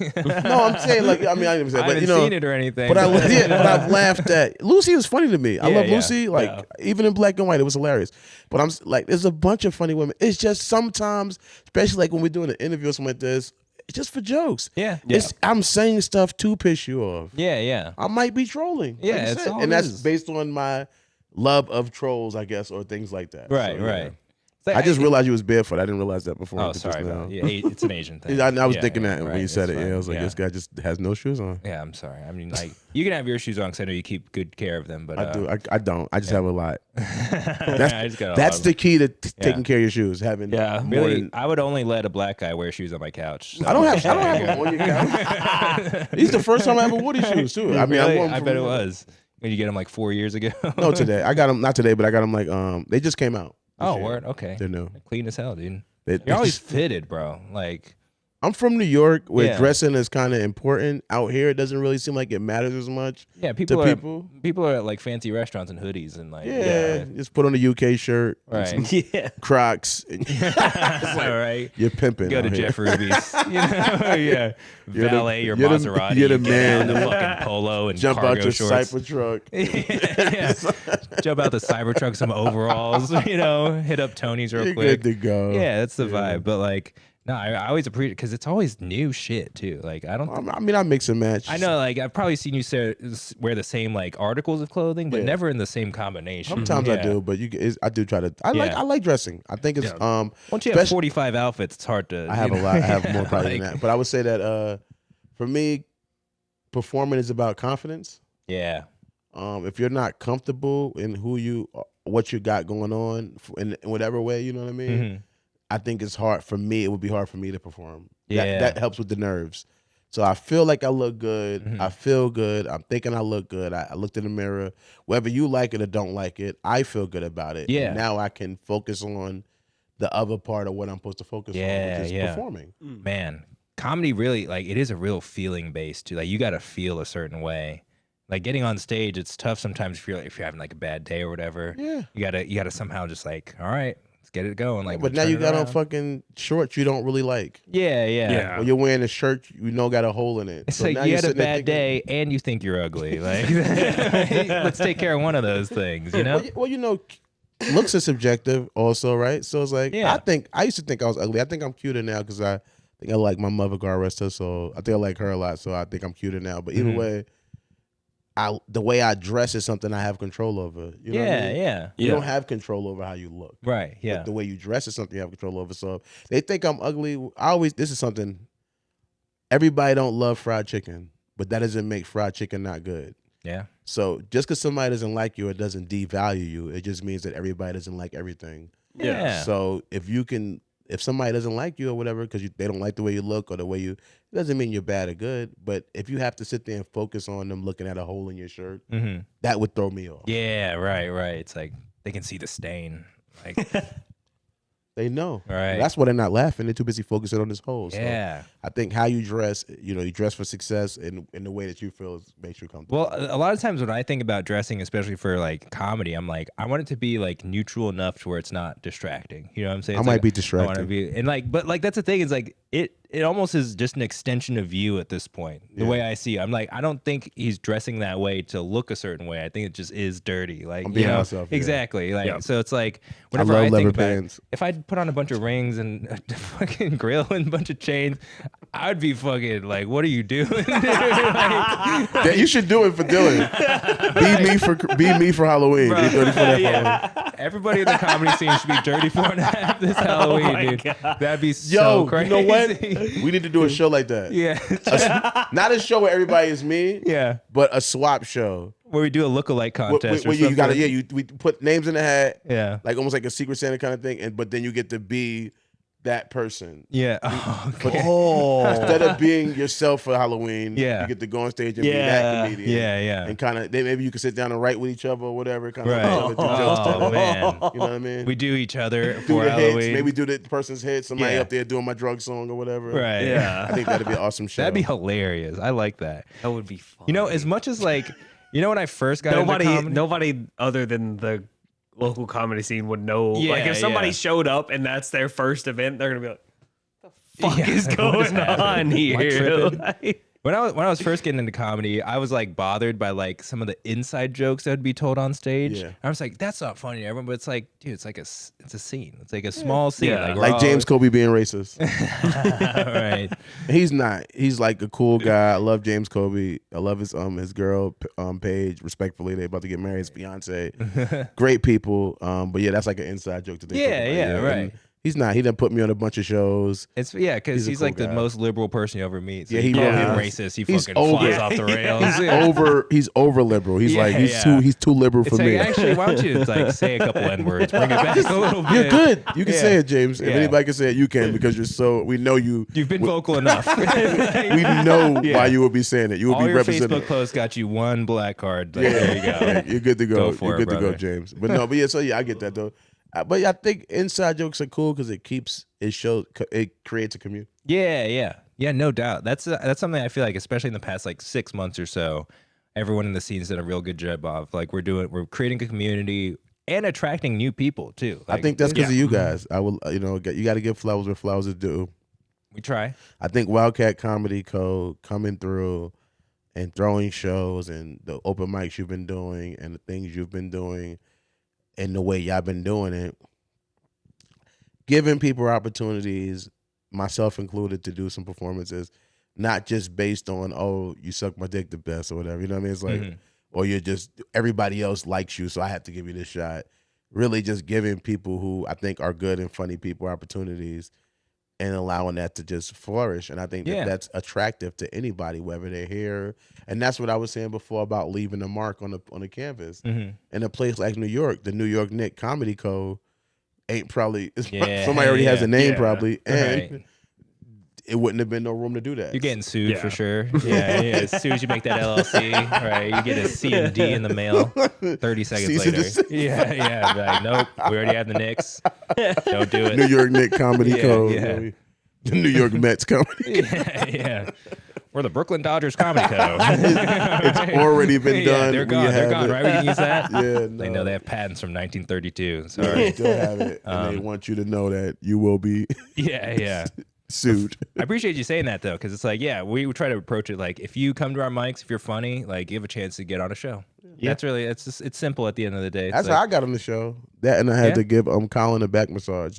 Yeah. Well, Colin does that to everyone. Yeah, I didn't know. Right, He brought me to his house. He said, "You want to be on the show or not?" And I was like He I has guess so. He has a cyst now too on his ass. Yeah, that was awkward. Yeah, it's gonna be real tough for the new comics coming through. I feel bad. I don't have to do it again, right? Dude? That back is getting bigger. I'll tell you that. That's a one-time charge. One time back rub. Yeah. That's good to know. But I thought so. I definitely give you guys your flowers in that sense. Yeah. Appreciate it, man. Even this right here, having me come on the show. I don't, and having other people come on the show who are funny and just keep doing stuff like this. I think that's what's needed amongst us. And that's, I can't wait till we start doing more trips though. That's what we got to do. We got to take this Wildcat Comedy Code thing on the road. Yeah. You know what I mean? And just let people know, we go, all of us jump in the van, we rent a van and go hit a bunch of open mics in Cincinnati. Yeah. Or hit a bunch of mics in Tennessee or whatever. Just hit them. Man, that is the next step for us too. It's like, personally for me and Colin, we're just like, we need to get out and like, get everywhere else too, or like try to hit the base as much as possible. But you go to Louisville or Cincy much? I do go to Louisville. I need to go to Cincy more, but I have been to Cincy a little bit. I just told you I was in Tennessee. Traveling is one of the roots to my comedy thing. When I was in Charlotte, we used to do those type of trips. Yeah. That's what I learned, how to laugh at somebody else's joke. Because we was in Atlanta, we was in Georgia, and I think we wasn't even in Atlanta. We might have been Jonesboro, but we was at a club doing an open mic there. And, I'm waiting for my turn. Because we're really, I don't know, comedians, honest, self-absorbed, right? Yeah, I mean, we're all. I'm waiting for my turn. Egotistical. Yeah. I want my turn. Yeah. You're funny, but I'm waiting for my turn. So I'm just waiting for my turn. I'm chilling, and I'm not laughing. You know what I mean? Right. And we get in the car on the way back, and they're like, "Yo, why you ain't laughing at Cuz? Why you ain't laughing at him? You don't think he's funny?" I'm like, "Yeah, he's funny. I think he's hilarious." Like, but I heard them jokes. Yeah. They was like, "So." Right. Yeah. He needs that. We're in a new environment. These people haven't heard it, and they did the whole speech about the laugh track and all that. But that's where I learned that, from us taking trips together. Yeah, those are solid dudes, dude. They were. To be able to like tell you that too, and be like, "Hey, yo, this is how we do it." Yeah. We laugh at each other. Yeah. No, that's a good point. That's a good point. And I'll probably try to do better of like doing that as well. Because I have to think about it. I do. Sometimes I'm just fucking stone faced. Like, but And you just said this. You already said too. That's the worst thing that a comedian can have happen to them. Yeah, right. To bomb, everyone just and you're doing it to them. Yeah. And I host a mic, and I'm like, go. Oh, you said that one already? Yeah, heard it. Next, it'd be crazy. Yeah, he's like, the worst thing that can happen to somebody is them getting shot in the face. Yeah, right. You're done. Bow. I'm just gonna, and that's the worst. Don't do that to me when I'm on stage. Not you, but anybody. Do not fucking stare at me while you're not laughing at anything I'm saying. Yeah. It's the most like it's. Right. You see it sometimes. It's like you feel, it's like the person just like literally not saying nothing, but the whole time saying you're not funny. Yeah. Get off the stage right now. I don't care how much more time they said you have. Your time is up. Get up. You're done. Next guy, please. God. We keep running out. No, it's fine.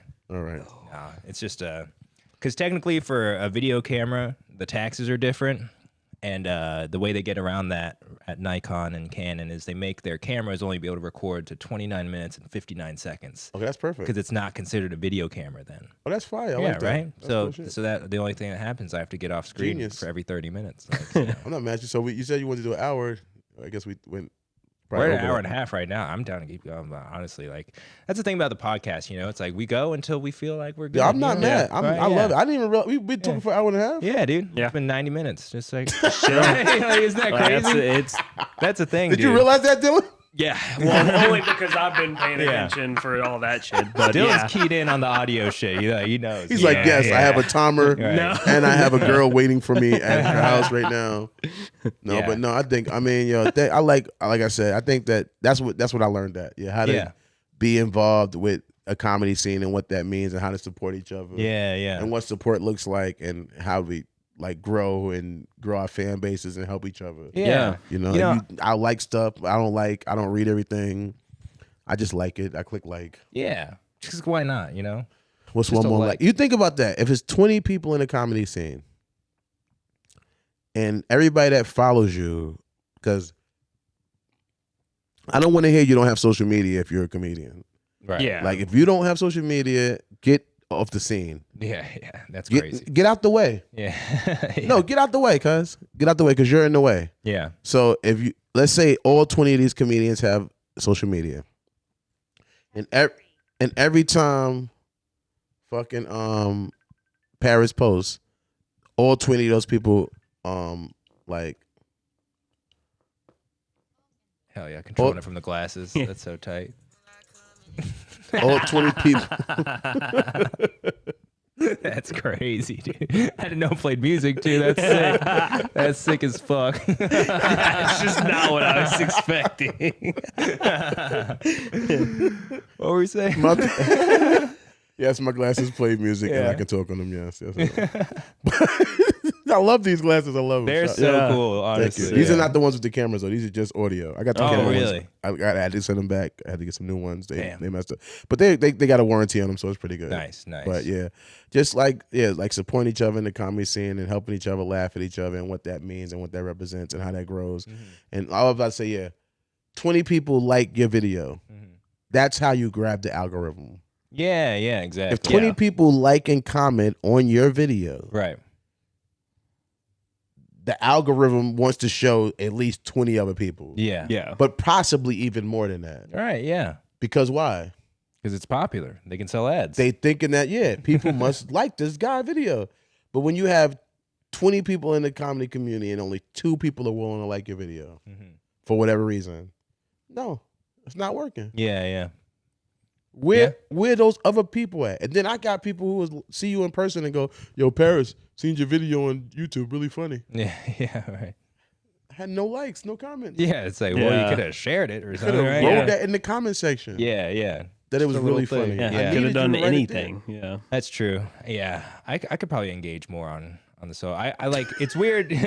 I'm calling Paris out. Yeah, I know. I'm like, yeah, I don't like shit, dude. I don't laugh at people. I don't engage. Yeah, I don't comment. I don't share unless it's our shit. No, it's true though. It is, because it's like, I don't know. I feel, because like we share the Wildcat comedy page, right? Yeah. When it's on a page, it feels way easier just to be like, just fuck it, just like get it. But when it's like your personal account, it like for some reason feels different. I think everyone probably goes through this where it's like, my like means something. It's like, no, it doesn't. No. Like, it does though. It does, but like, but it doesn't. In the grand scheme of not to you. It means something to them for sure, but for you, it shouldn't mean, you shouldn't be withholding it because it's like some important thing for you. Like they're gonna call you out later. Yeah. So Paris, we seen you like 34.5 video where he said he sells drugs to people that's trying to get him.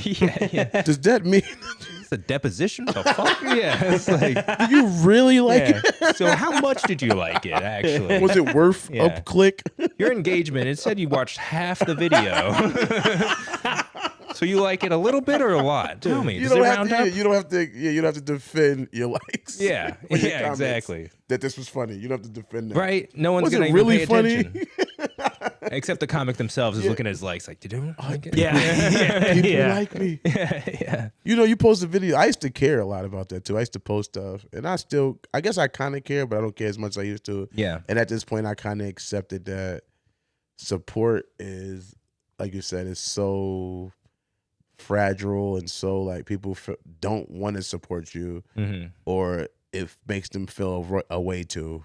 You know what I mean? And I don't know what it is. Like, you think if I got 10 likes and yours only got 3 likes, I'm better than you or something. So you're not going to add to the amount of likes that I already had. I could be like that too, because if I see a girl with a big butt, like on my Instagram, I might not like your butt. I did like your butt. But I'm not gonna add to your 10,000 likes. You got plenty. All right, you're good with your 10,000 likes. You don't need my one extra like. We're open micers. We're talking like 50 likes. We're like, oh shit, you know what? Yeah. I remember I did a 37. video. Don't like his post. I remember I got like a video that got like 25 likes, and you would have thought I got the SNL call. Yeah. I was like, what? Let's fucking go. What's going on here? This is not real. Like, for real. Who are these people? I should send them a thank you card. Yeah. Go like all their posts. Like, no, thank you. You know who's real good about that? Jordan Berry. Yeah, he's Jordan Berry will like every single thing you ever post. He never bro. likes none of my stuff. What? I love Jordan, but I don't think he likes my stuff enough. That's racist for sure. Now I'm mad. Now I'm gonna go back to my phone looking for Jordan Berry likes. Right. Dude, you could like literally you could turn your phone into a vibrator. If you post enough Instagram stories, Jordan Berry would just like it. You just and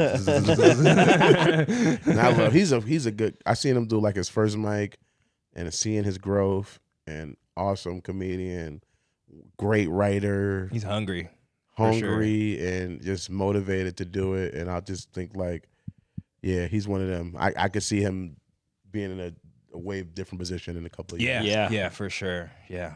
Hopefully I could be opening up for Jordan Berry in like 3 years. Yeah, we already interviewed him, so we're on the train early, you know. You guys are already on it. Shouts out to us. On the Berry train. Yeah, exactly. When he gets famous, then that video is going to get a bunch of likes. Yeah. That was our first guest, right? Like, besides Rebecca. We had Rebecca on as, it wasn't really anything comedy related. She's the ethereal person that we're... I remember her, All right, I see. She was happening to her. She's all right? No, she's still around, But she's busy. She got to do a bunch of other events, She does a bunch of stuff, We're a portion of her business. Her business. Yeah, I seen her. And I did see her. She lost a lot of weight, too. I had seen her and told her that. She said, yes, I did.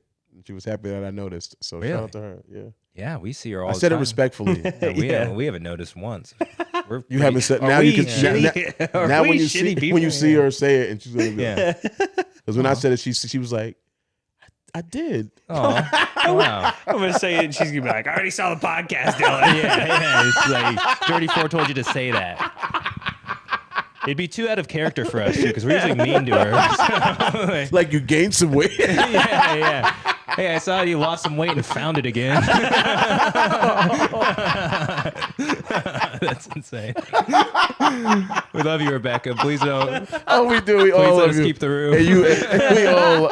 Yeah, right. We won't be in this. We would now be doing it in a box. Yeah, for real.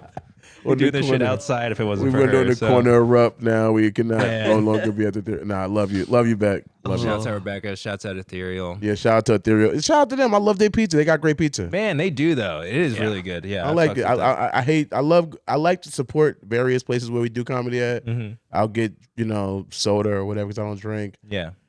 But I try to support their food, and that is one of the places where I hate their wings, fake. But I do.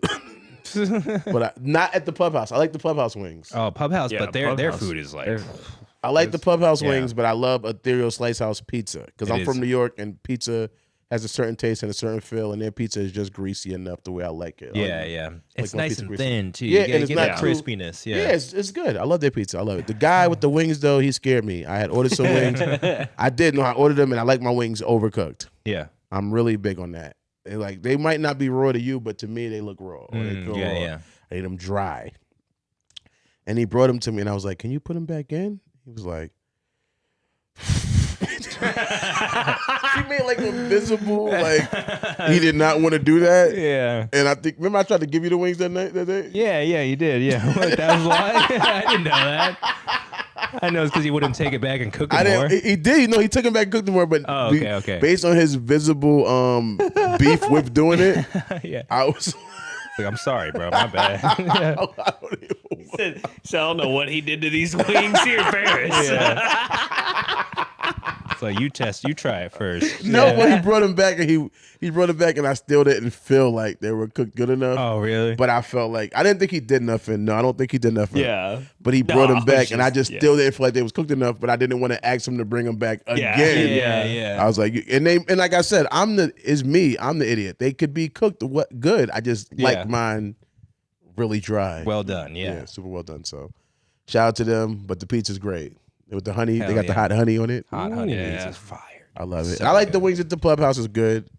The burgers at the Pub House is good. I met Reno 911 there, the guys from there. Yeah, that was at the Pub House. That was awesome. So you never know who you're going to run into. Yeah, so random. They just popped in. We're like, oh. Well, I got to take a picture with them. They arrested me.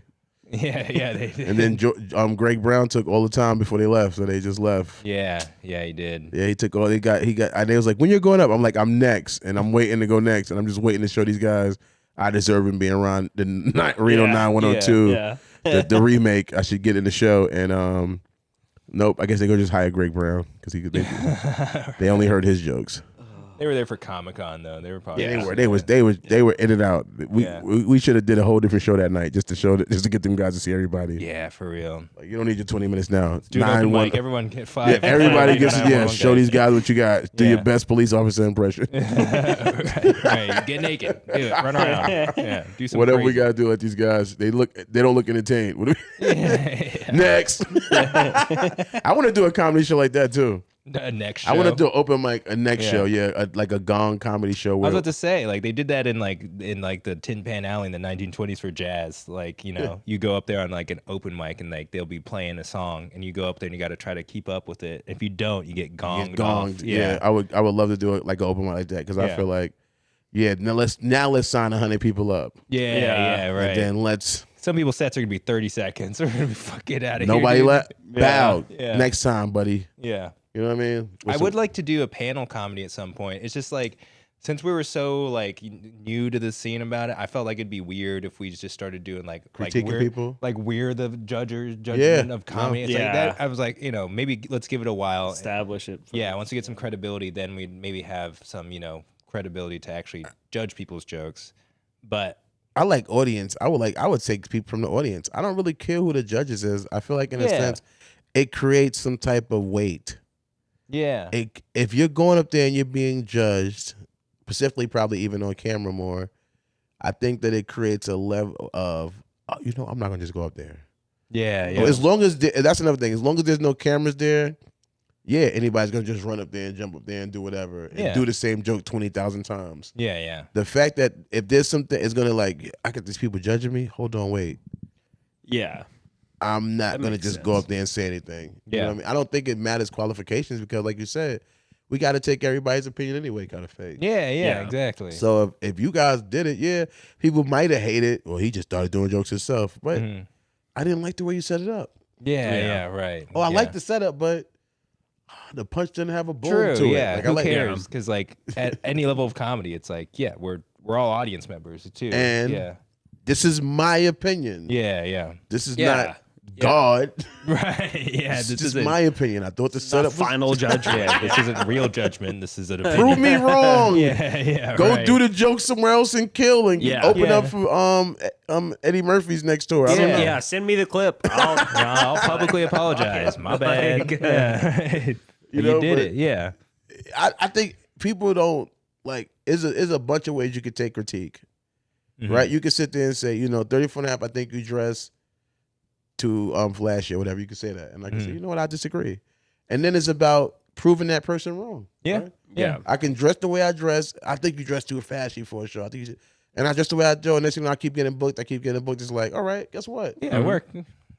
Maybe you need to put some chains on, Paris. Yeah, right. Maybe maybe up your wardrobe game. Maybe. Get you some gold teeth. Get you 6-pocket pants or something. I don't know, dude. Like you don't have enough pockets. Or maybe you can clearly you can't hold this. But you feel so it's like just prove somebody wrong. If you was getting critiqued by these people and they said your punch wasn't good or whatever, it's like, yeah, you know what? You can either keep saying it the same way or take it to heart and rewrite the joke. Really, it's just an opportunity to get better at the end of the day. It's What? all it is, Yeah. Unless you think you're perfect. Right. I love doing yoga, which is like sucking your own dick. I love it, but that doesn't mean I think I'm perfect. Yeah. I don't think I reached my perfect form. Right. I think I've reached Super Saiyan a couple of times. Yeah. But am I Super Saiyan 3 or 4? No. Right. And then I power down really easily. Mm-hmm. Like my hair goes blonde and it go right back to black really fast. I finish the fight, and I'm recharged, and I'm dead. Right. Where's the Dragon Balls? Right, get Shenron now, dude. I'm fucking dead again. I need some Suzu beans. Yeah, sensu beans. Sensu beans. Yeah. We can only revive you once. Nuh-uh. Write a plot hole now.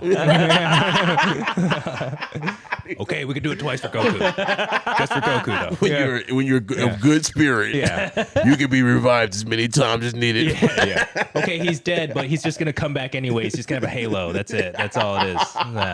That's just how he's a kid again. Right? Yeah. Right, That's for real Dragon Ball Z. He's a kid again. He's great Dragon Ball Z fans. You seen the new one? Super? No, I haven't watched any of Super personally. I don't think is it Super. It's some other one. It's the last one. It begins with a D or something like that. But really, yeah, they got Goku and Vegeta as kids.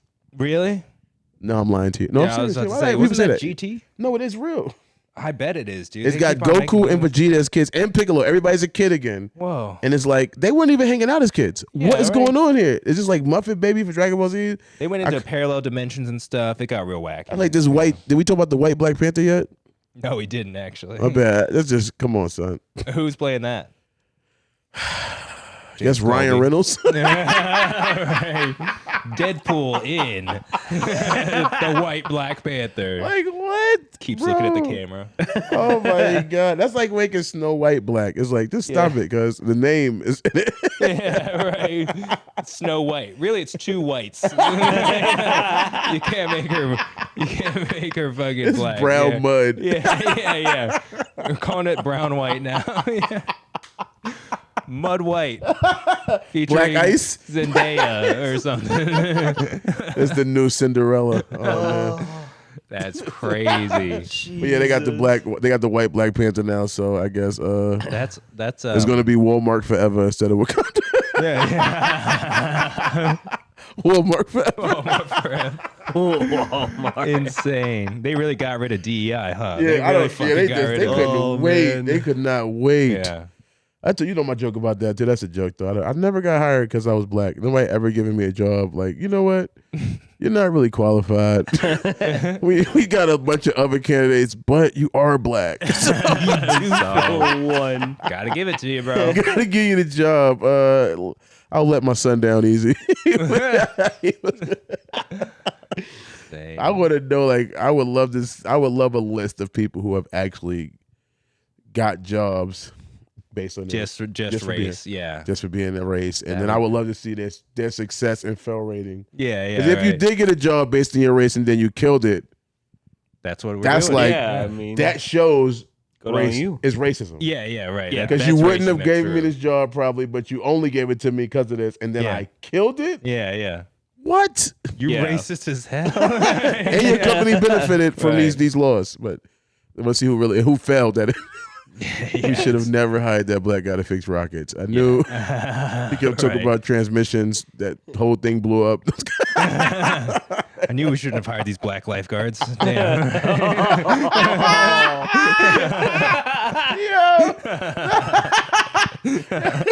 Shit. All right. The third kid this week.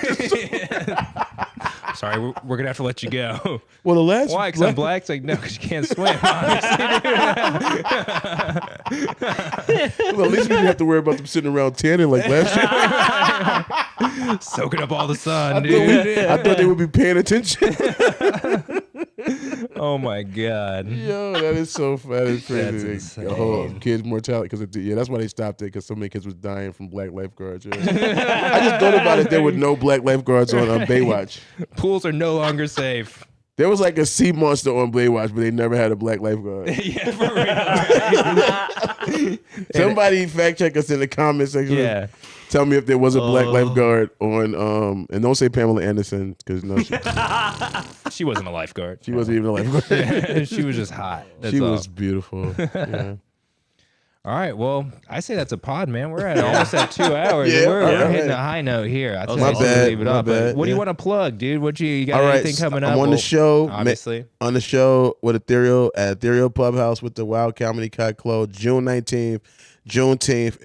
Freedom of speech, freedom of life, freedom to laugh. Freedom of come admission, through and like too. I told you, freedom of admission. Yeah. Freedom of admission. If I told you if you come through and you say you came through for me, I'll get you a drink. There we go. Dirty drinks on dirty. Let's go. And then please watch the YouTube series. Make some noise. I am so Tyrell. Episode 1 and 2. And 3 is out right now. I'm in episode 3, but watch all of them. They're really well shot. Show some support to him and that project that I'm involved in. Support my YouTube, 34.5 DIRTY, the number 4 and a half, all one word, or anywhere else you can see me at. And definitely support Wildcat Comedy, everything they got going on. This Do Shit podcast. Like, comment, and subscribe if you haven't already. And also the show with J Wall, I guess October 10th. Yeah. For that. That's huge, dude. Other than that, I'm not. I'm going to Nome. People won't know what this is. Most people watching the show because it's the Do Shit, but I am going to Nome. Going to Nome. I'm going to Nome. Night of main events. New York, Ramsey Hall. Oh yeah, you were mentioning that earlier. They don't need the promotion, but I don't care. Yeah. I am going to. Let me take my glasses But off. Dirty 4 will be there. I am going to Nome. Yeah. You probably won't be there, but I will. So hell yeah. Shout out to my people. Took the Shout out words. to my cousin Siggy Bogart, all my other neighbors. Love thy neighborhood. Y'all know the vibes. Took the words right out of my mouth, dude. He was gonna say that. Yeah. All right. Peace out, dude. Chip. Thank you for listening. We'll see you next time. Later.